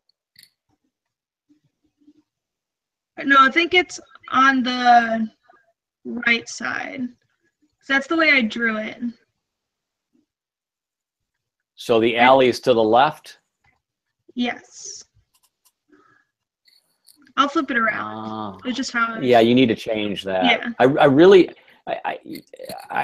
don't mean to like crabby, but I really want you guys to like use the zoning diagram of the site that tells you to put retail on the hard corner. So if north is to the right, you've done that with the lower right retail space. Yeah. But it also looks like you've created a curb cutoff of John R., which is right next to the alley, which I think is problematic. Do you follow that concern? You've got parking off of John R. If wait, no, I think that's supposed to be the alley. I'm like turning myself around.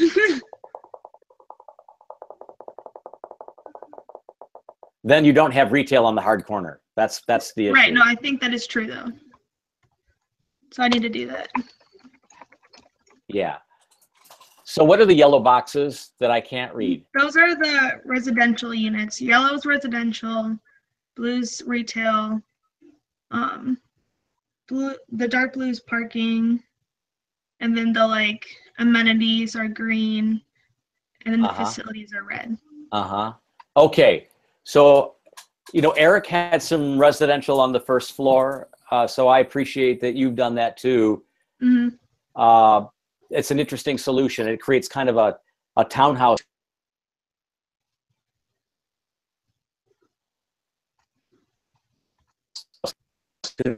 Where retail should be. Yeah. That retail north, because north is up, and but I'm also not clear where the ramp is in this drawing. Yeah, I haven't fully realized the ramp yet. I know where I want it to come in on, but I haven't massaged that out yet.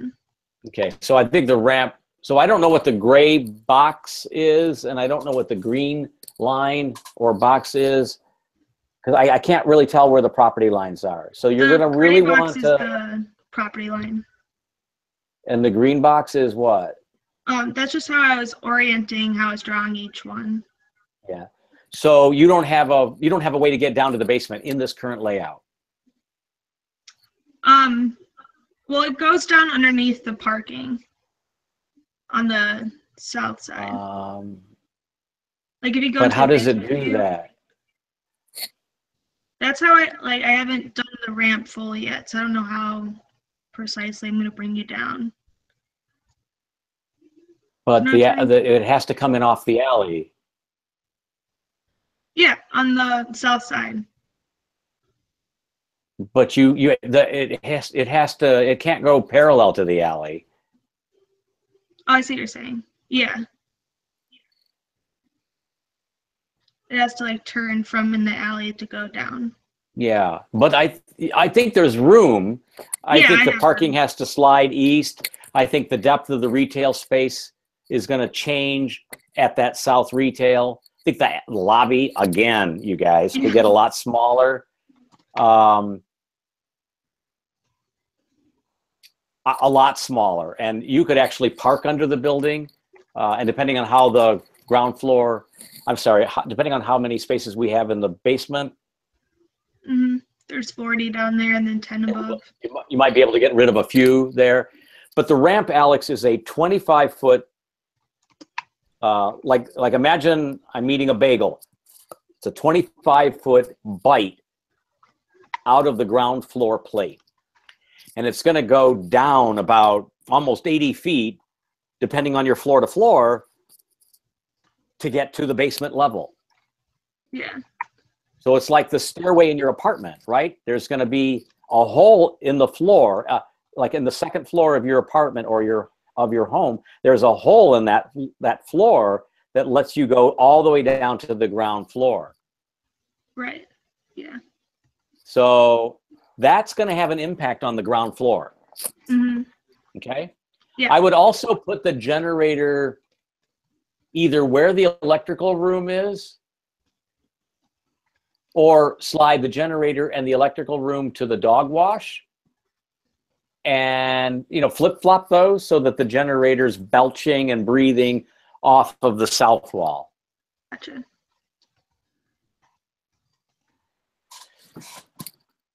And I would move the mail into the lobby and move trash into where the mail room is. I just didn't know if that was. I know it said that it'd be internal, so that's why I put that there. So the mail would be I'm fine. gonna go. Okay. Well, the mail should be near the lobby. Right. It should be in the lobby. It should be right near the airlock, so the letter carrier doesn't have to walk in very far. Oh, gotcha. Okay. Right. So the basement plan has to show the ramp coming down or Right. the ramp going up. Yeah. And that's gonna massage all of this layout. So you're gonna really want to draw the property line as a property line on all your plans. You're gonna want to create graphics for us that are legible and somewhat more conventional in terms of like walls. I don't mind the single line drawings. Now I'm gonna put I it don't in mind Revit. those. Yeah, but I don't mind this. Okay. You saw what I did by hand. Right. I don't need double lines to understand that that's a wall, and nor would a critic. They'll get that. But it also means that there's got to be line work for the ramp, ways, right, for the drive aisles, all of that stuff. So I think this plan in the basement is going to have to go through another iteration. Yeah. When I was thinking about doing the 45-degree parking too. Good. Yeah, I think doing an overlay will help that. Oh my God, the upstairs is all yellow. A lot of residential. I don't know if you can like zoom in. Oh, it won't let me go very deep. But it looks like it's a donut. It looks like there's an outdoor terrace and a community room. Is that community room on every floor? No, the terrace goes all the way up though. It's like a terrace see. atrium space. It's open to the sky? Yes. Okay. And then it's just surrounded by the residential on each floor. And then different amenities as well. I think your owners, there's several of you have separated the elevators. I think your developers are going to scream at you for that. Put them together? Because what they want is they want to build one masonry shaft. Gotcha. No wall between elevator A and elevator B.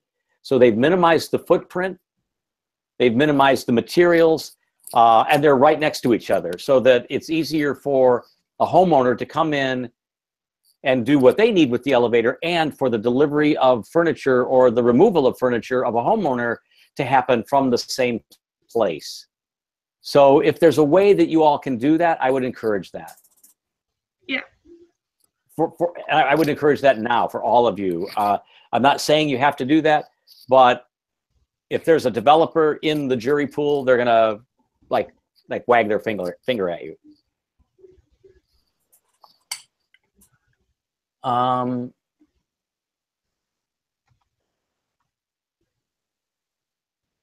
So the second floor is the first floor of the roof terrace.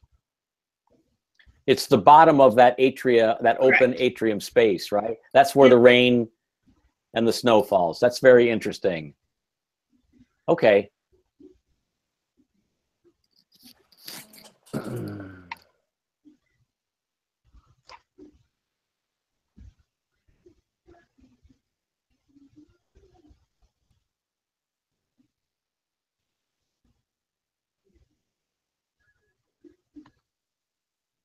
Do you need a community room on the fourth floor? I was just thinking, since it's an older population, that I wanted more than one, just in case they didn't want to travel all that way. Oh, looks like you've got exercise on the fifth floor. Yeah. And I made that more internal because I don't know if they want to be watched while they exercise. How many units do you have? I have the 43 single and then the 7 2-bedroom. Okay.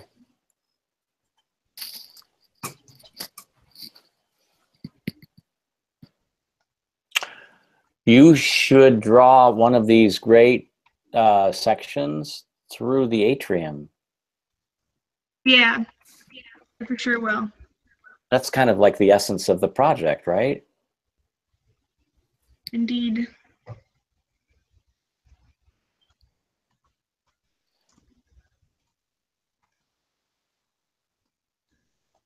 So that slopey line in the sections, like in the back elevation, below and above, that line, that line's got to be in the purple. Yep, understood. Right? Okay. Can I show you what I was going to show you? Yes, please. Okay.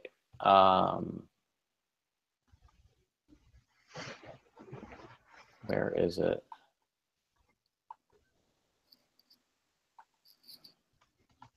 So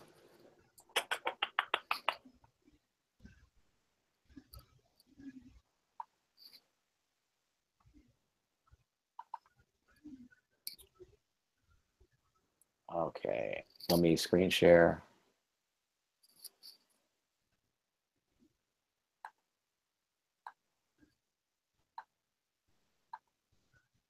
Can you see that? Yes. So this is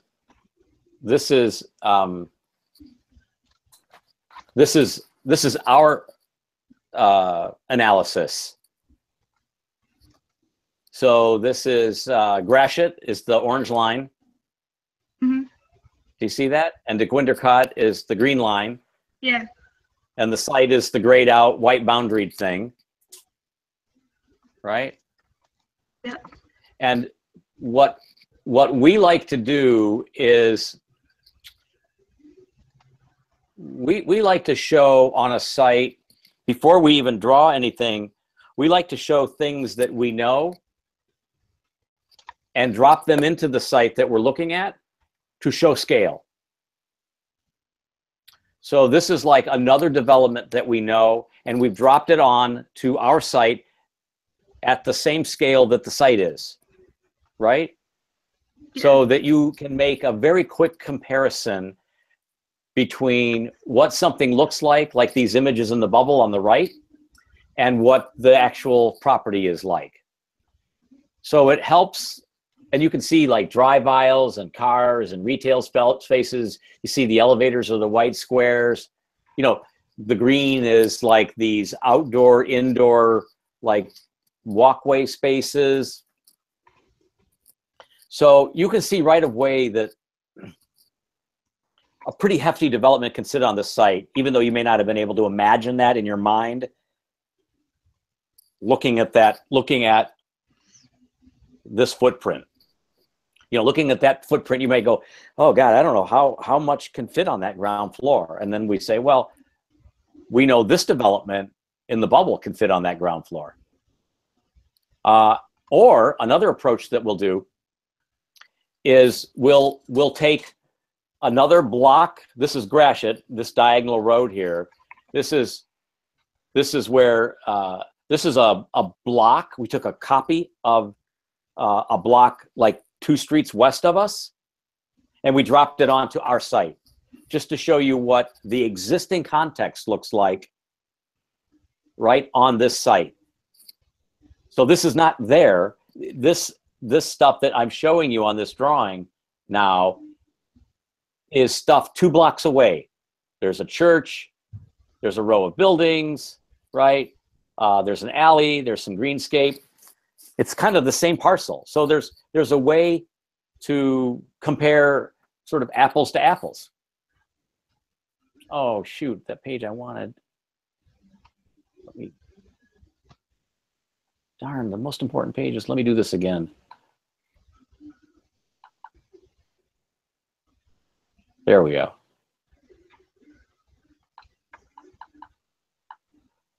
So then this is your diagram. Yeah, very cool. And it's done the same way you did your sections. It's just like real thick paintbrush lines to show a number of things. One, to show the emerald green line that's kind of a curvation. Where's my cursor? This line here, this is just showing a way of stitching the park into the site. The purple boxes are showing kind of architecture that's solid but porous, right? Because you can go between the purple boxes. The blue tic-tac-toe board is showing something like outdoor and plaza-like, right? The yellow is showing that one purple C-shaped armature should probably be really tall because the freeway enters and exits right there on this site. And then the green, the lime green, the eddy that you see there, that's kind of like saying, let's pull the DeQuinder cut into this site. And then we show what those lines mean with these sort of cartoon clouds.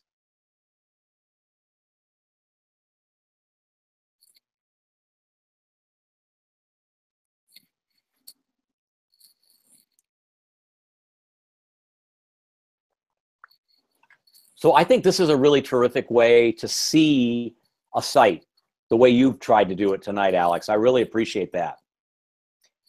But maybe you do a plate like this, that's, you have the one you did, and then you copy it, and then you drop these clouds into it to tell us what the gray and the black boxes and those vectors, right, mean, and the green squiggly yellowish line. What do those mean in your mind or in your world? Yeah. Right? I think that will make a dialogue of it. But yeah, a diagram. So but it's a way you guys, for you have that diagram and you tape it up on your wall to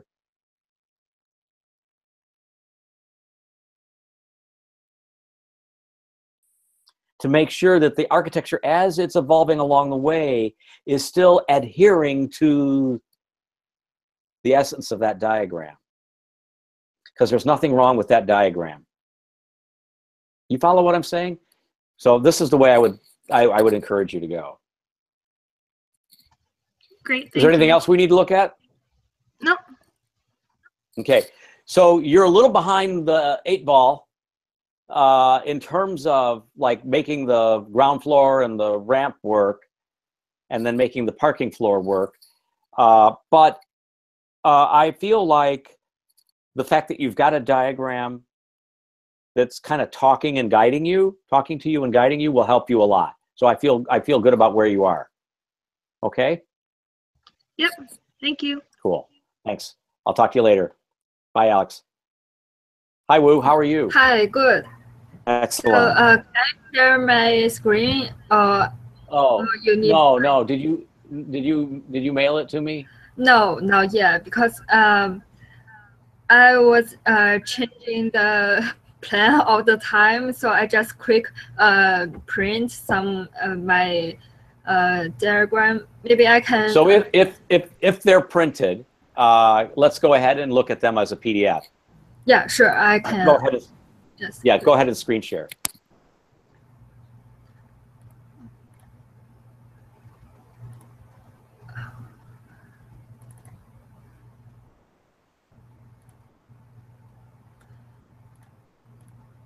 So, do you still want me to email you? No. No. Okay. No, just share them later. Yeah. Okay. So I'll share my screen. You can see this, okay? Yeah. Is the alley north to the left? This way is the alley. The entrance. The right side. You broke up. The right side is the alley road. Can you say that once more? You broke off. The right side is the alley road.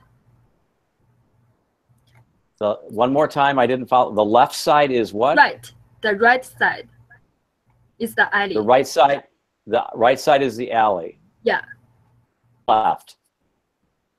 Yes. Okay. It's more like the left top is the north. Yep, I understand. Okay. So how many spaces are here? It's 47. Mm-hmm. It's 47. Okay. Is the box on the west wall, is that an elevator? This one, on the bottom is the elevator and the stairs. Can zoom in. And the big square here is the ramp. I didn't hear that. It broke off. I'm asking if you can hear me. If the box with the X in it, is that the elevator? Yes, the square box is the Thank elevator. you. Can we look at the next floor? Yeah. So this is the ground floor. And still the right side is the alley.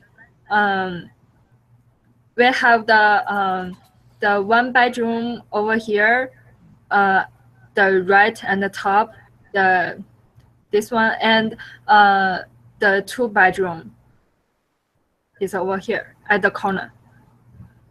So I'm confused. Yes. So the retail looks like it's on the west side. Not west side. It's the alley road. On the alley side, next to the alley road. I wish you had drawn the property lines and the alley. I don't understand where I'm looking. Okay. The retail should be on the corner. Why is the retail not on the corner? Actually, I'm thinking about. That's what the zoning is asking for. It's on. Sorry, I didn't see that. Do you drop a north arrow onto this right now? Okay. Could you do that? Yes. Yeah.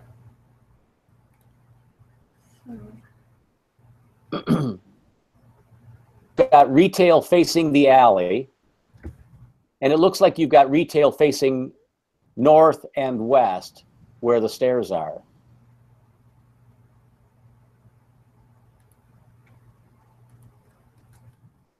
I'm really interested in this plan, but I'm not sure I'm understanding how any of this kind of stitches into the context. So that's got to be a lot. That's got to be a lot bigger, please. Can you inflate that? Can you make that twice as big? Yeah, so you've got retail on the alley. That doesn't make sense. Oh, so we have the require of that. I didn't see that. On the site plan that I gave you Yeah. in the program brief, there was an orange or red line that shows you where retail is suggested. So it would be at the corner, Oh, okay. I thought, right? yeah, right. So think about it for a moment, right? The reason that's suggested is because that's where the streets are. Because all of these retailers are going to sort of survive Yeah. as a commerce proposition based on certainly walk-by traffic or bicycle-by traffic, but also car traffic. So we know that for them to succeed and get the most exposure, the most sustainable exposure, you have to give them an advantage. And the advantage is to put them at that northeast corner. Yes. I personally think that retail could go on the northeast corner and on John R. Because John R has traffic going by it that connects downtown to North End, right? So there's a lot of volume of traffic during the mornings and during the afternoons, during like rush hour, right? So people can stop by and get,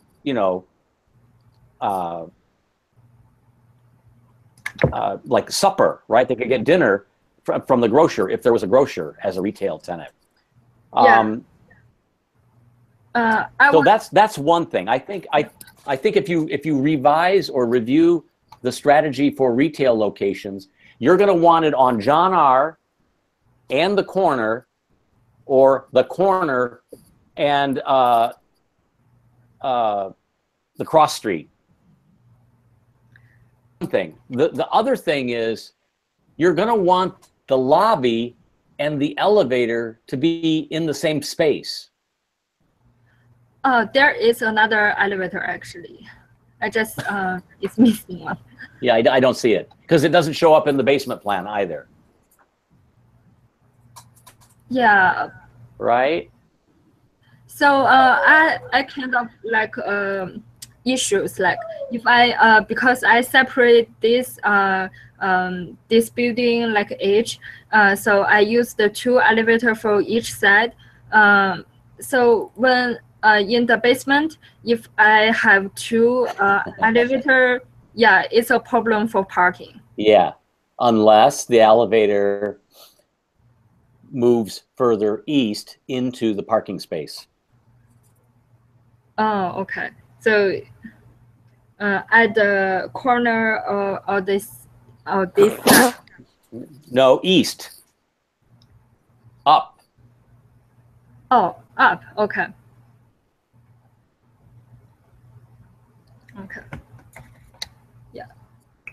Can I make a suggestion? The rule that you need to all follow is that all of your drawings should have north as up. If you all do that, everyone will have a much easier time reading your drawings. Yeah, sure. If you had me at first year in architecture school, Woo, you would have never forgotten that. Because I would have screamed that at you if you could even imagine that. Okay. Yeah. Just I didn't see the retail requirement, so I thought I can use this space. I mean, fall back the retail space and have a courtyard, so make people in. So in the retail front of the retail can have the exterior activity space, so draw people in something. So well, there's a couple of things that are going to happen. You need to go back to, this is what we were talking about with Alex. Go back to your basement plan. yeah. You have a ramp coming off the alley, which is near your cursor, going down. be a big hole in the first floor plate. Yeah. That you can't really like build upon. So go back to the first floor. Can you copy that box? Go back to the basement. Is this box? Is that it right there? Yeah, this box. Yeah. So like the meter room and the generator room are kind of sitting on that ramp. And unless you can prove through the section that the meter room and the generator room don't interfere with the flow of cars and traffic going up and down the ramp, I kind of have a feeling it doesn't fit. Okay. So I think all of that stuff has to slide in order to keep that ramp viable.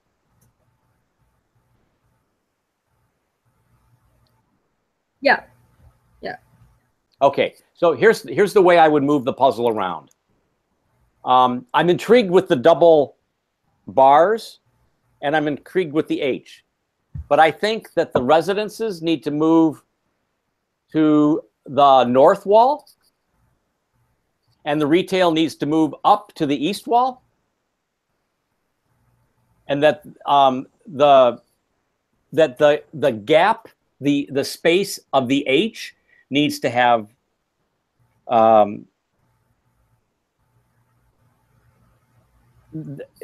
that's where the courtyard space can occur. That's where ground floor parking can occur, for example. Can you say that again? So make the retail to the east. Yeah, so retail needs to move. So I'm saying move the residences to the north wall. North wall. You mean the left? Left in hand. the gap. Yep, on. Okay. In that gap, facing the street. Mm-hmm. So I'm going to draw it. I don't think you're following me. I mean, basically, it's this. This is what I've been showing everybody. Yeah. So the solid area is the residential? First floor. So I'm going to draw the site. So can you screen share again, please? Yeah.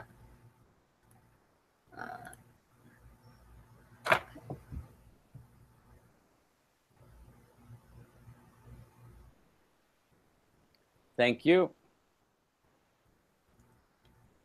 But I thought that area is for the retail space. I mean, maybe I was confused about the orientation. Well, you're confused because north is not up. Right. Yeah, it's really important to understand that. So I think this is your layout.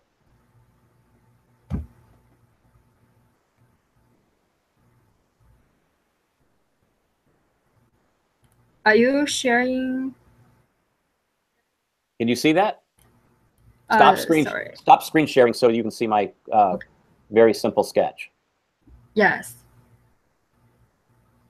Oh, and I did exactly what I told you not to do. So I'm going to fix this right now.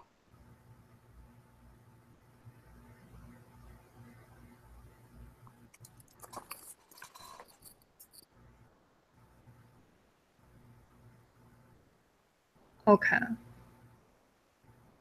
So where is the retail And space? And this Oh, okay. that's John R. Okay. Oh, okay. Yeah. And the gap in here.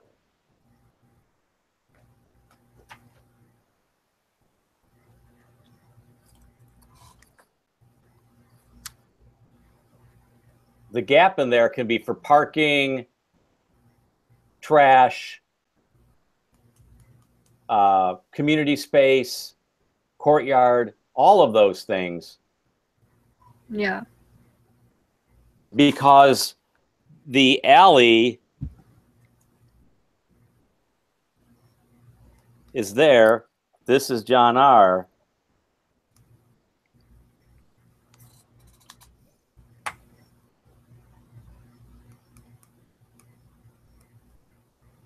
Yeah. Got it. Okay. So you need to work very quickly. Yeah. I think you can too. I'm really intrigued with your plan. If the site, if you can stop screen sharing, if the site was not so constricting, I think that what you had drawn would be very, very curious, and I would really love to see that evolve. But this is what I've been trying to say to you guys for the last week, is that I made the site parameters extremely frustrating for you so that you could really only come up with like one layout.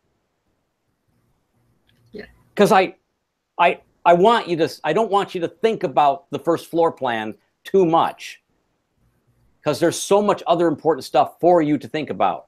So I'm not really, I won't be very patient with you, you guys, if you're trying to invent this amazing new version of the first floor plan, and it's going to take you 4 weeks to do it, right? By Tuesday, right? In order so that we stay on schedule, so that you can deal with all the other stuff that Professor Farrow and Professor Rageb and the dean want you to juggle as you get into the rest of the project. So my suggestion is to try to lay it out based on the parameters that I just sketched for you.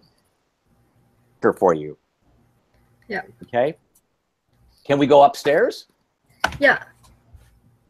Cool. So for the second floor, I have the trash room in the middle, but I'm thinking about because it also related the basement. So can I mean, how much space for the trash room should be? Can I just put this at the corner here? So the trash room is really just a 5x5 room. Okay. And so, but here's the issue, right? Each of these floors need their own elevator and their own stairs. Yes. Unless, which is kind of like, if I'm a developer and I have to pay for that, I'm probably going to go, what's the point? Okay. So can this be an H? Mm-hmm. Or an L? Or a T? Can I get the same sort of, right, aesthetic idea, but not have to have 4 stairways? Yeah. Because the stairways are going to cause problems down below. Right. Right? Right. For instance, if the leg of residence is along John R., leg of the residence, like right now you've got this. Can you see me? Sorry, you just frozen. Can you see me? Yeah. Can you see me? Okay, so right now you've got this, correct? Right? You've got this. Yeah. I'm saying do this. Then I only need a stairway here and a stairway here.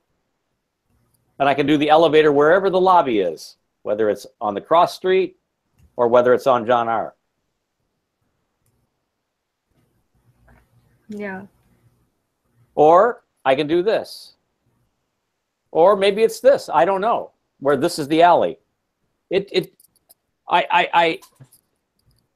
I'm flexible and interested to see how you want to come up with that based on, like, Courtney analyzed the context to understand what made sense for her building, and what she thought was this was better. Right? Right? That's like the donut, right? So she created a void surrounded by rooms on the perimeter. So, and that had to do with her kind of analysis of the context. Lynn, as you may remember, did the C. All right, this is really hard to do this. I don't have the. Lynn did this. So this was John R. This is the alley, and this is the cross street. So she did that. And she's able in the C, in those 3 legs of the C, to have just 2 stairways and, you know, 2 elevators rather than sort of duplicates. So I'm really trying to make this easy for you guys by making the site hard or frustrating, because there's no variables in the site plan.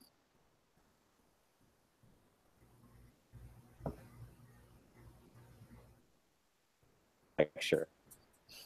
And that you're going to appreciate me later. I'm appreciating you now, actually. I know I have a lot of problem here. Yeah.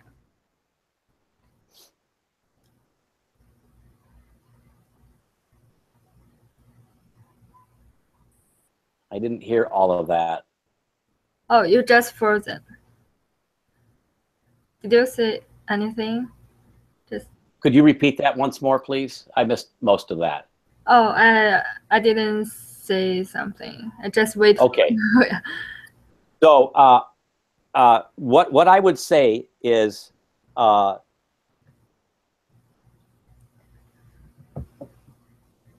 back to the program statement, Wu, look at the site plan, make sure all of your drawings are north as up, and lay out a first floor that includes the ramp, some maybe surface parking, open space, community space, access to trash, right? Generators, all that good stuff. And then lay out a first floor that privileges retail to the street and certainly the corner, just the way the program brief does. Go down to the basement and lay out the parking based on where you think the stairs are going to go, where the ramp is, and where the elevators go. Because where the elevators can go in the basement, Wu, that sort of tells you where the lobby is upstairs. And that's kind of how you guys have to think. You have to think vertically, right? You have to think vertically in terms of how programs connect in these mixed-use buildings. It's just crazy. It's maddening because it's like 3 or 4 or 5 chessboards, right? 3-dimensional chess. Very complicated game, but that's kind of the game this is. Yeah. Okay? And I'm around this weekend. If you want me to look at anything, you can email it or send it to me through a shared folder and I'll comment on it, all right? Yeah, thank you. I'm maybe Sounds good. Okay. Thank you. Oh, you're welcome. Let's see. Andrew and Courtney, can I be back in about 2 minutes and we'll start at 8 o'clock? Okay. Thanks, Andrew.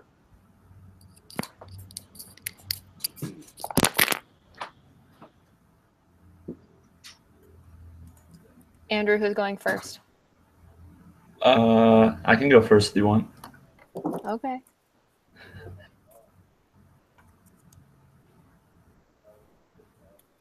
Did you share yours on the drive? Yep. Yeah.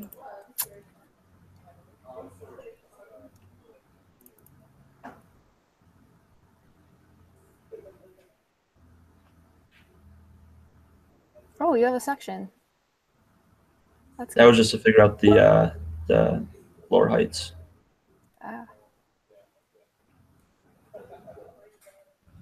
So your roof terrace is like actually on the roof, not on your 5th floor? No, that's where I thought it was supposed to be, right? I don't know. My terrace is on my 5th floor. It's not on my roof. Guess we'll find out. Have you done the garage yet? Yep. Look, mine's uploaded if you want to look at it.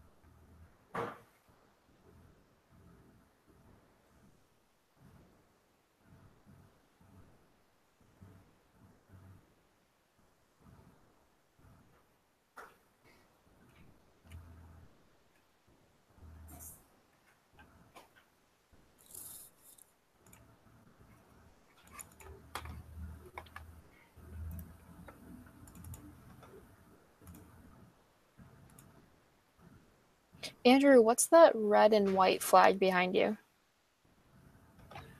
Flag on Florence.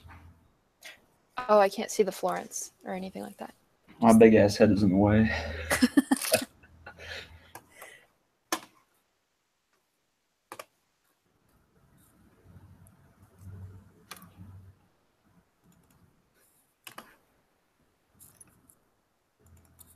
Do you know what the slope of the ramp for the parking garage has to be? I think it said 20%.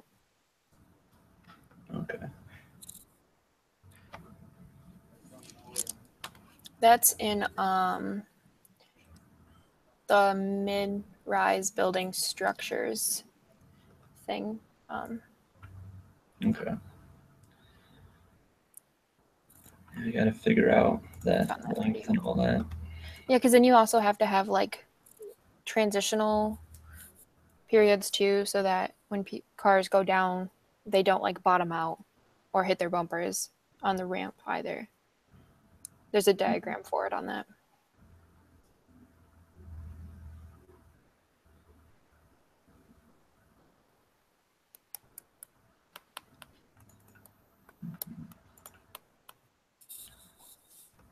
It's 8 o'clock. Oh man. Should I just start talking? Are we supposed to start at 8? I don't even remember what time our It's slot 2 was. minutes. Hmm. That was technically at 7:56, so technically it was 4 minutes.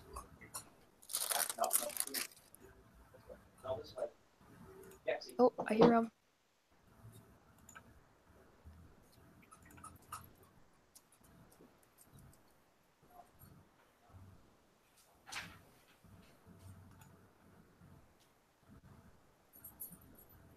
It's like a more of a private little chat here.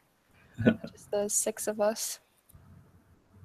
If the other 3 are even here. I don't know. Oh boy.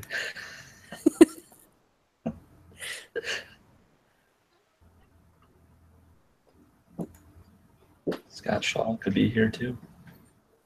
Hi, Scott.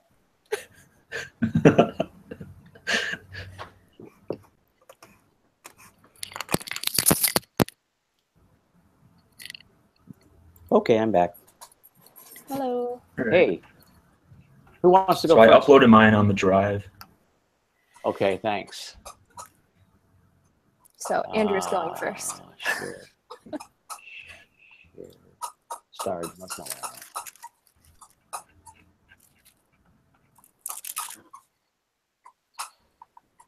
Oh, bye, Woo.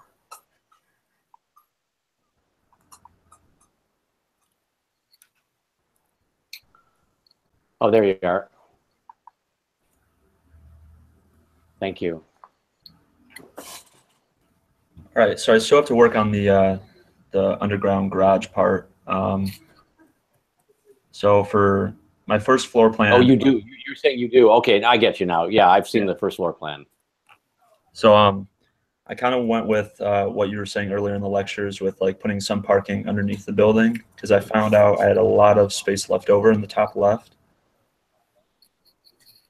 With because I got all the rooms. And maybe so maybe there could be some townhouses there. Some sort of residential, if that makes sense to you. That's something I've seen a couple of times tonight. That's actually kind of an interesting idea, although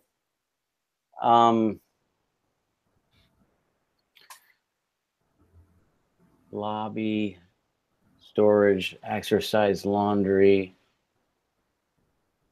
Some of that program, Andrew, running north and south along the car park, able to sit on the street.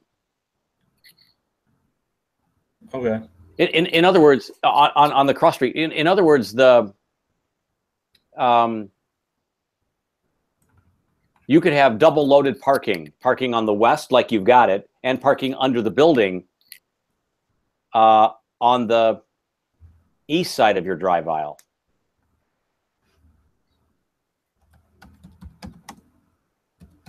the footprint of that stuff along John R. could actually get more compressed, Andrew, to Okay. privilege some or more parking there.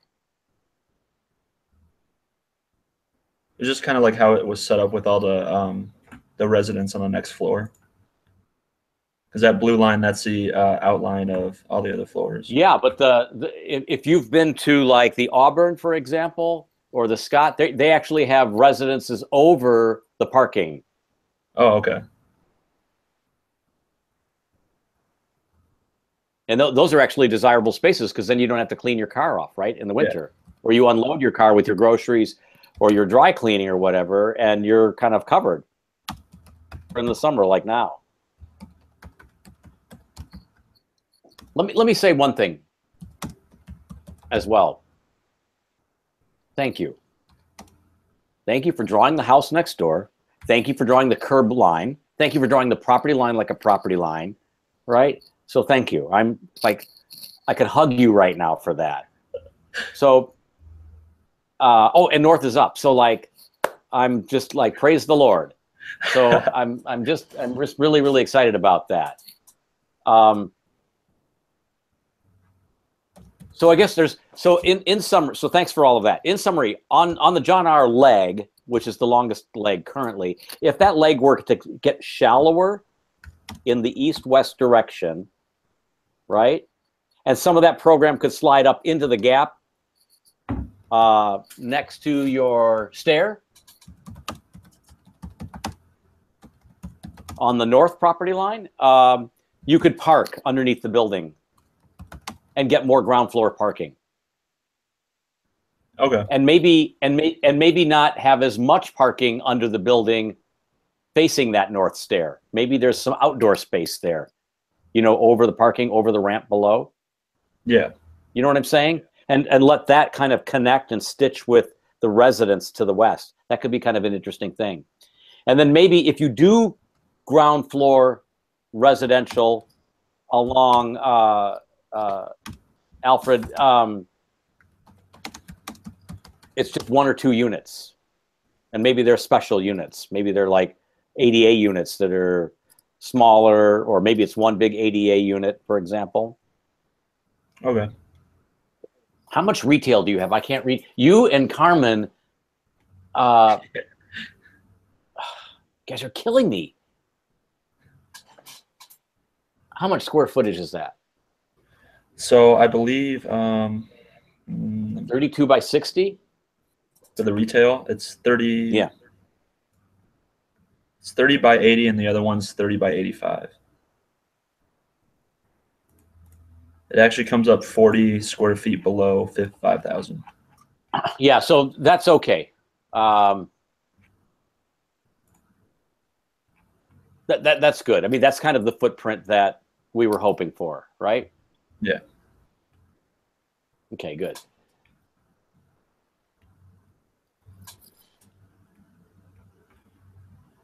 Okay, I'm going up to the second floor. All right.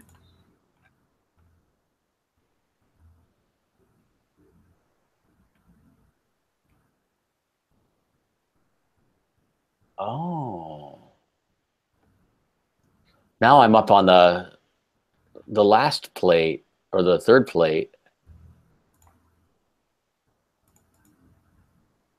And you've got the terrace, you've got the mass pulling back from the corner. Yeah. To privilege that open space. So Carmen had it in reverse to you. You privileged the open space that way. That's very interesting.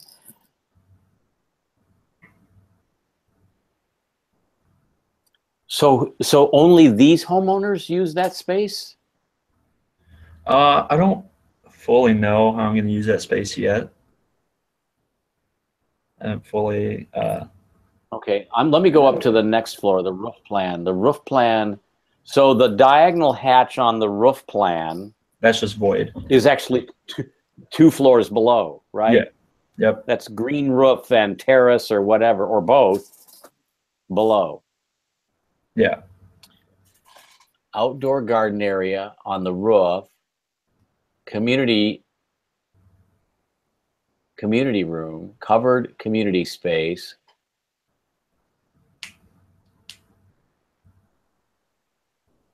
Yeah, that works. That works. I kind of like the community space being there because it faces south as a room, and the city, and the terrace serving it faces the west, which is where the sunset is, and it's greener looking that way, right? So that's looking toward, which is kind of cool. So now I'm looking at plate 5. That's just the calculations to get the floor and ceiling heights. That's it. That's it.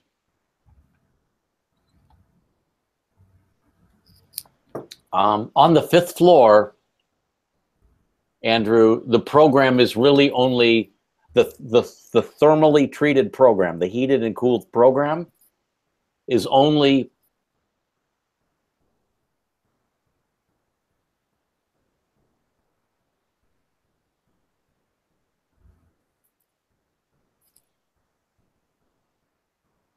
You cut out there. the only space on the top floor is the covered community room and the storage room and the elevators. Yes. So you don't need 2 feet of structure up there. Okay. That could just be wide flange, 8-inch wide flange beams every 4 or 5 feet, right, to create your frame to hold up a deck with insulation and a membrane roof. So that gives you maybe a little bit more volume For the for that topmost space. And it gives Okay. you maybe an ability to do a slopey cathedral space up there, or a shed, right? Cathedral or a bias cathedral or a shed. It gives you some opportunity to do something a little more unusual up there, to give it more of a jewel-like, sculpturally speaking, kind of thing. Okay. This is a good drawing. And since the 5th floor is so small in the footprint and so high up, and since you're really trying to get people outside, that ceiling could actually drop down to like 8 feet and have exposed construction. So you could pay that excess back to the 9 feet before. Okay. Do you see what I just said? Yeah. You could make level 2, 3, and 4 9-point-something feet each, and make the 5th floor space smaller because it's all open and it's a small room anyways, and it can be open construction, like exposed construction, like the ductwork and the steel and the deck are stuff you'd see up there in order to make that space feel taller than the 8 feet that it might be. Okay. I'm not saying that you have to revise the drawing, but again, like many lessons that I'm going to try to sort of give you this year, these are the things that, when we start working together in an office, this is the kind of stuff that I would expect you to be like one step ahead of me thinking about, right? Because this is the way developers are thinking. They're always, it's so funny, Elizabeth talked about this in her talk the other day. These guys, you have to deal with inches and feet in these things, and that can make the difference in the success or the absorption of a project, right? In terms of the product design. So it's real important to do this kind of drawing and then to think of ways that you can improve it. Excellent drawings. Thank you.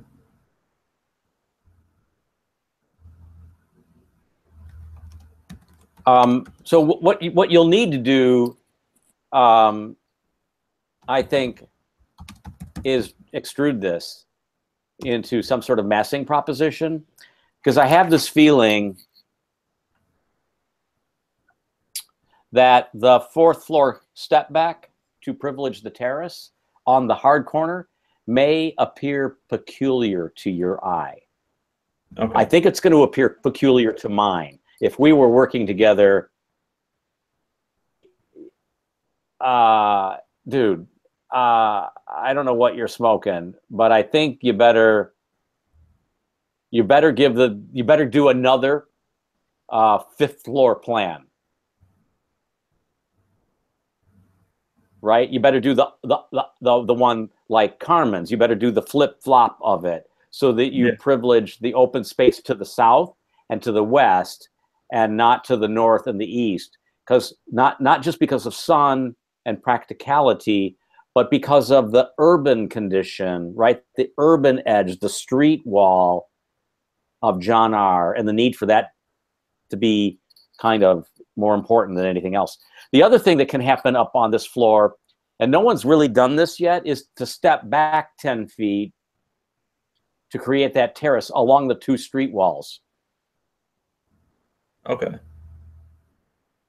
The stairs have to stack vertically, but the common corridor between one floor and the next doesn't necessarily have to. Yeah. It's easier if it does, but once you get up to the top floor where things are changing pretty quickly, particularly for you since it's a single loaded corridor, that corridor can kind of be where it wants to be. So I think doing another overlay of that will help. Okay.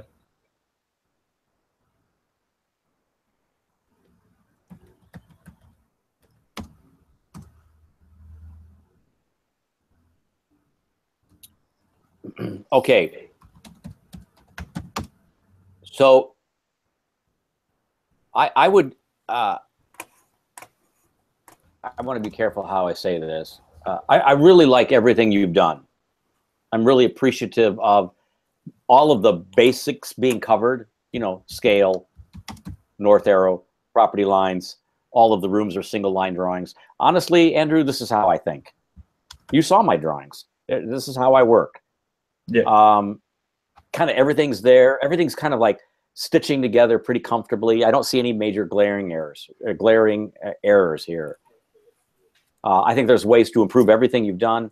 And ultimately, I think the project will move towards something maybe richer and more sort of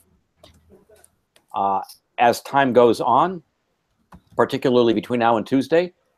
But I think all of the bits and pieces are falling into place here. So that's a good thing. But it's also bordering on just working. It's not really bordering on like having a story or having a hook or being architecture. So one way to think about that a little harder is maybe the footprint and silhouette of the ground floor is one thing relational to setbacks and property lines, program and use. And the second floor and the third floor and the fourth floor actually overhang the first floor. And the walls, those outside walls of those upper floors, not the first floor, actually start to dent or fold or have crenellations and notches or increments in them, right, to kind of acknowledge the rhythm and character and verticality, right, of the block, of the context. Let the things that are around you convey something, you guys, to the architecture itself, right? So that the massing, I'm good, thanks. I got it already, thanks. So that the massing of the building is kind of having a,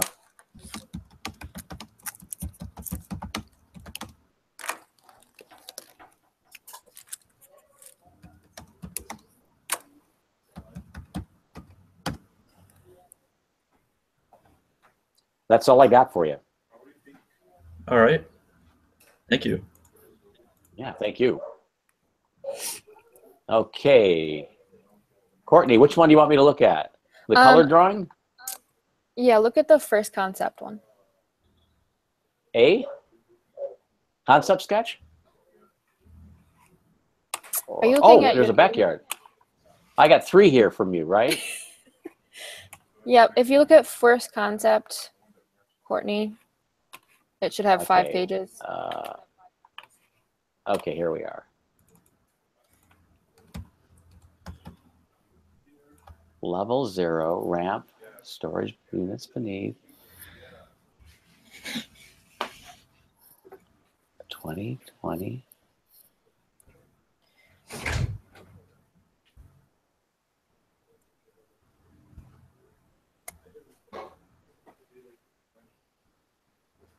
Okay, are you there? Yep. Okay. You see where you have your 18-foot dimension? Yeah. Mhm. Those could actually be 2 parking spaces. Oh, and then it just, okay. Right? Yep. Your elevators need a little bit of like an enclosed lobby, Courtney, and they're going to need doors. Yep. So you see where you've got 08 as the tabulation for your cars along the north wall. Mhm. You may need to move that lobby more into the drive aisle, and you may lose some, like 2 cars there. That's okay. I have parking on the ground level too. So that'll work. You have room. Yep.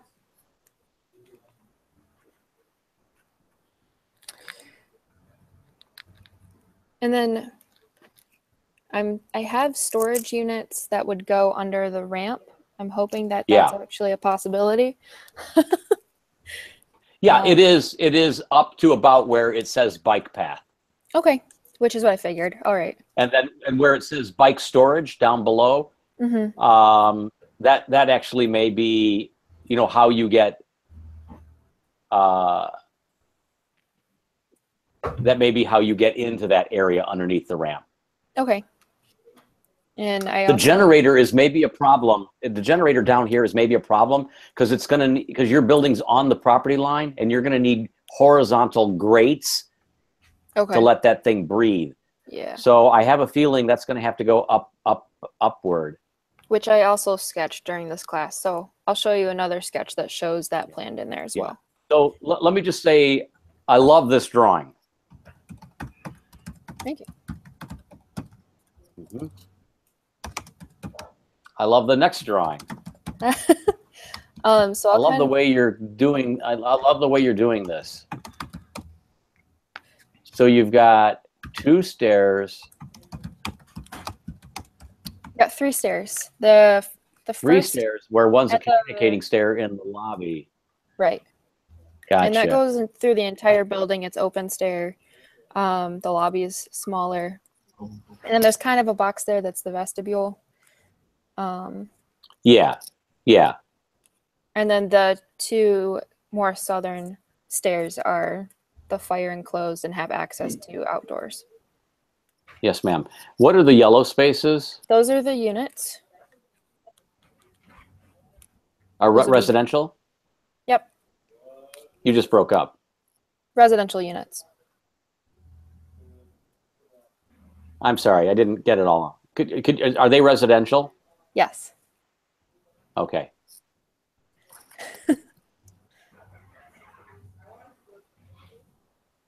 I'm at school, so we can blame the school for a bad connection. God, this has just been abysmal. The lag this year. So now I'm up on the level 2 through 4.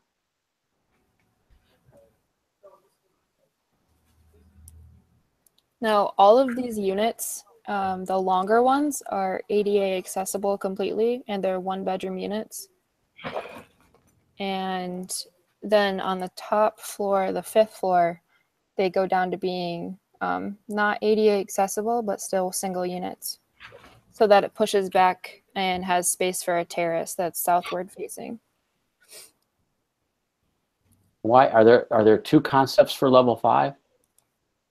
No, I don't know why there's 2, but it's the same thing.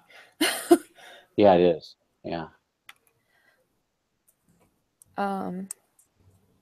How many units altogether? 50? 50.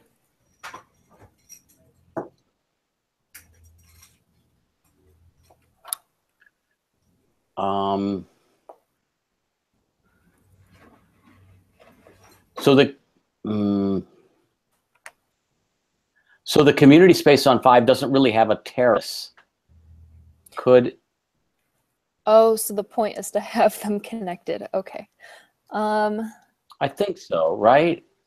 That would make sense. I mean, so maybe maybe the community space can kiss the open stair, and that gray black line work or coloring goes right there. They actually touch. Maybe the community space is a little bit smaller, and the terrace is notched between the community space and the 2-bedroom ADA unit. Okay.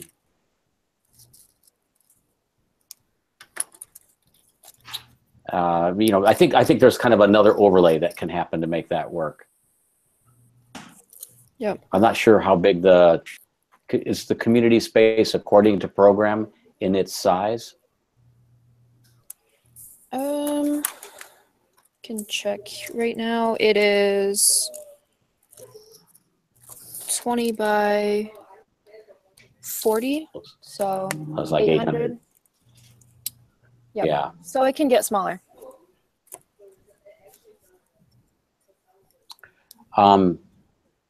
So I love these drawings. I really love these drawings. I love how, like I was just saying to Andrew, I love that everything's there. You know, you don't necessarily have the curbs and the alley demarcated on them, and so you would want to do that, I think. Right. But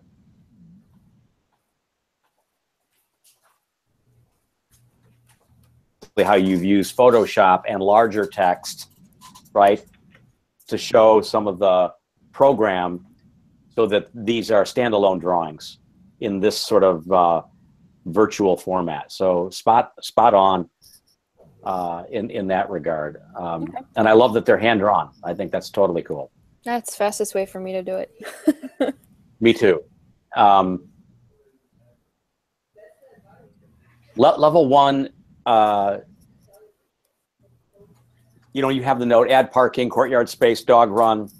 The generator might be there. I guess what I'm saying is I don't think that the pure narrow L footprint that's operating so efficiently and leanly upstairs, which is awesome, needs to be the footprint for downstairs. I think downstairs, that footprint can meander and zig and zag as a, you know, right, to account for program, like the generator, like trash room, maybe the meter room, for instance, really needs to be deeper or almost as deep as it is long. So Yep. But, you know, I think that can happen. So I think, but I think the street boundaries along Alfred need to hold, but I don't think the interior L boundaries or footprint needs to be conforming or necessarily in alignment with what's happening above. Obviously, stairs and elevators do, but right, the ground floor has its own thing. Okay. So that other drawing that I have uploaded, that's called backyard, has some Okay, of let me just say one more thing. And so, like, on one, you've got like the exercise room, but which is great there. But like, what if the exercise room actually was all of that space? And for some reason it actually moved closer to the ramp. Like it was a space that ran north and south in its grain.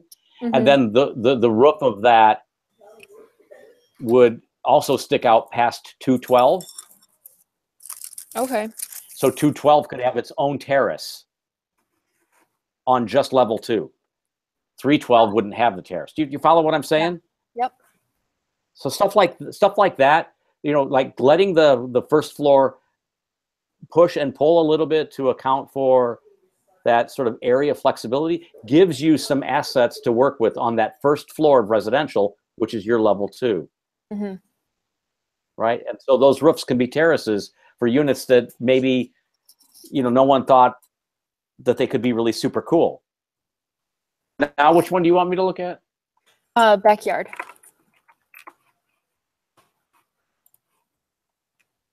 Oh, so this is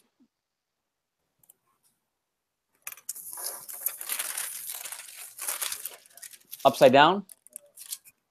Possibly, however. Yeah, this is upside uploaded. down. Sorry, Yeah, this is upside I did down, that one right? quickly.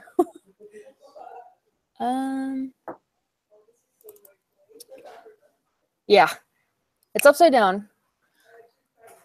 But yeah, that is because this is just something I did quick while in class. But I have the bike storage, I guess now above where that retail space is, and to the right of where it says cafe or cape is where that exercise is, and across from that would be the generator room or meter room. And so, like you just said, push that out for level 2 terrace. I was already kind of doing that. Bingo.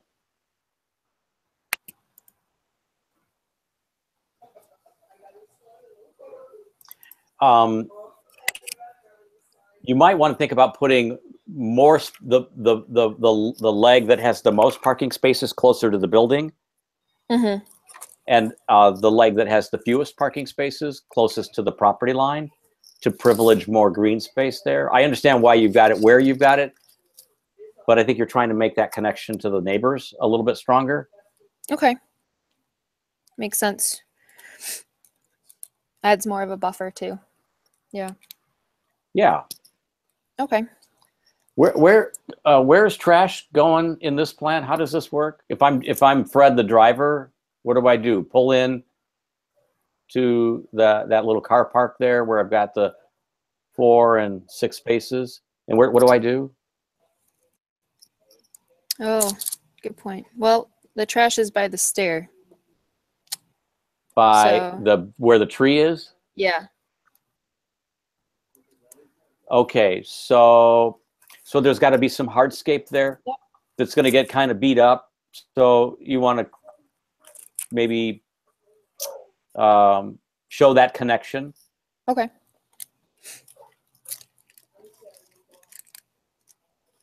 All right. So realize Carl the so that the trash guy. cars can back out and go out of the alley. Yep.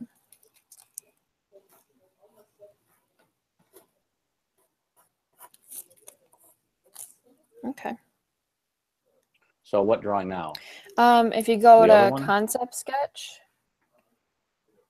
this is a little more messy. Alley. Yeah, so now the alley's on the right. And north is to the left. Left.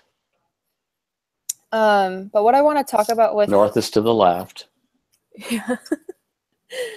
what I'd like to talk about with this is that right now my L is very straightforward. And what I want to do is start to push the units back and forth, so that I can create terraces and balconies, and then also create more of an identity for each unit. So an older person might recognize from the street that that's their unit. And then also when they go down the corridor, they realize that, my room is inset a little more outset, so it's more meandering and creates more visual cues. So. Yeah, good. That's like urban crenellation, right? That's kind of like a zipper or a stitching. Yeah. So that's good. And then so the bottom part of that sketch has more of like an elevation, and so it breaks it up on the elevation and has more of a brush park feel to it, more of the townhome kind of look. So, yeah. So this next step, do you will you go into CAD, or will you continue drawing sort of 3-dimensionally? Which I actually might encourage.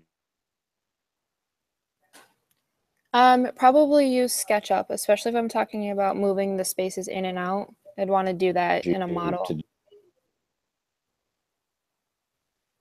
Repeat that?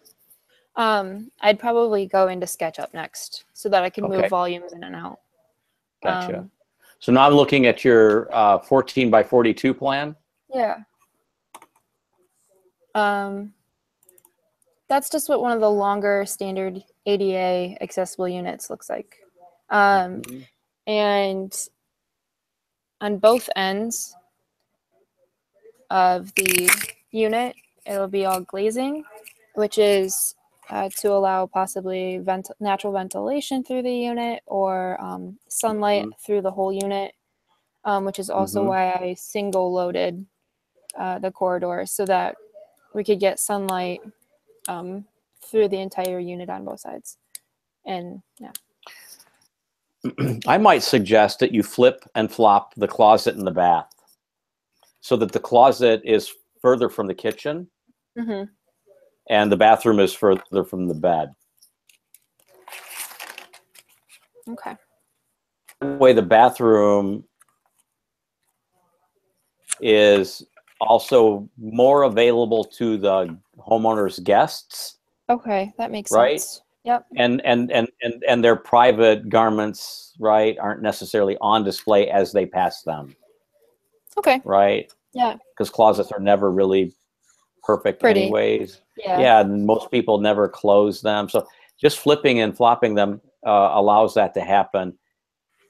And then the door into the bedroom could be at the new wall between the closet Yeah. and the bath.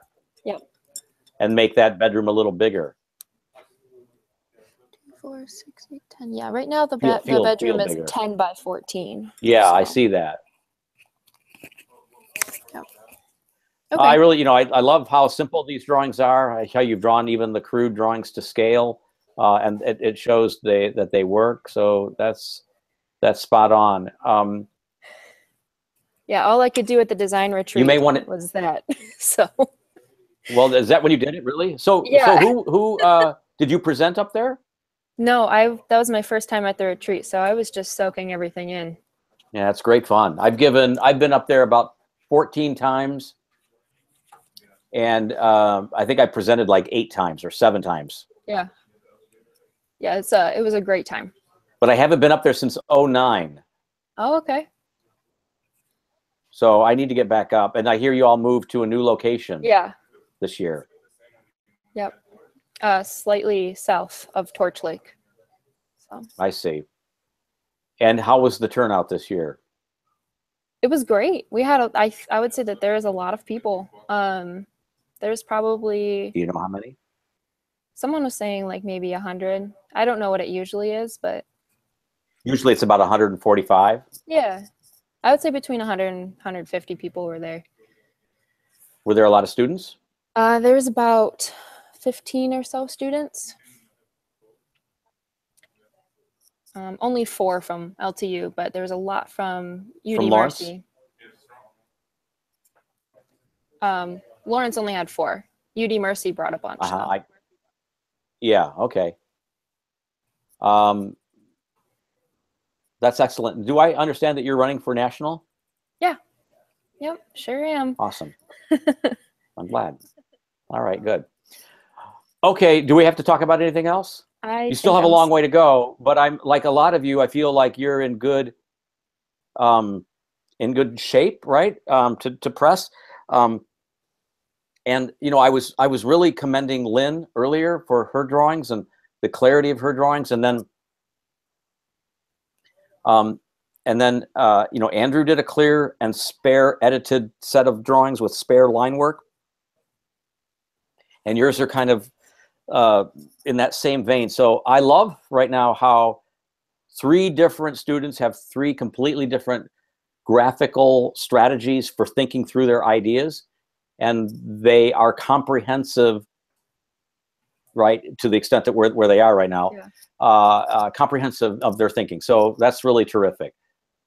And some of the other students, I think, have done a good job of sort of bringing their own work up to that level. There's still some things that they have to work through, but I feel like, so that's all I got.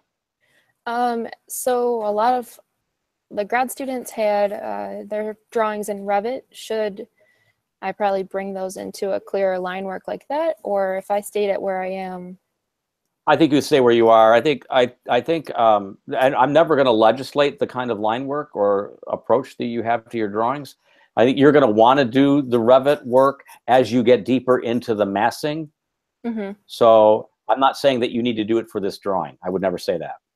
Okay. And I'm also going to say this as clear as I can. You don't get a better grade working in Revit for the deliverable like next Tuesday. That's not the point. The point is to literally put all this together. That was the goal, right? To design the building by Tuesday, and you're in a good position to be able to say that you did that. And I think all of you will be able to say that by then. Okay. Cool. I'm good. I'll let you go. Thank you. Paige, I didn't, you came in a little bit late. Are you there, Paige?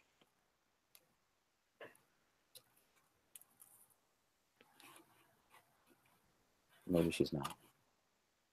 I just want to make sure that she understood that Ash is not going to be here tonight. So maybe I'll just send her a quick note to let her know that. So I'll let you all go since Ash is not feeling well, and I will see you on Tuesday. I'll be sending the schedule out after I get your project summaries. So send those off by tomorrow night, and we'll see you Tuesday. I'm around this weekend if you want to share anything with me. If you feel like you have some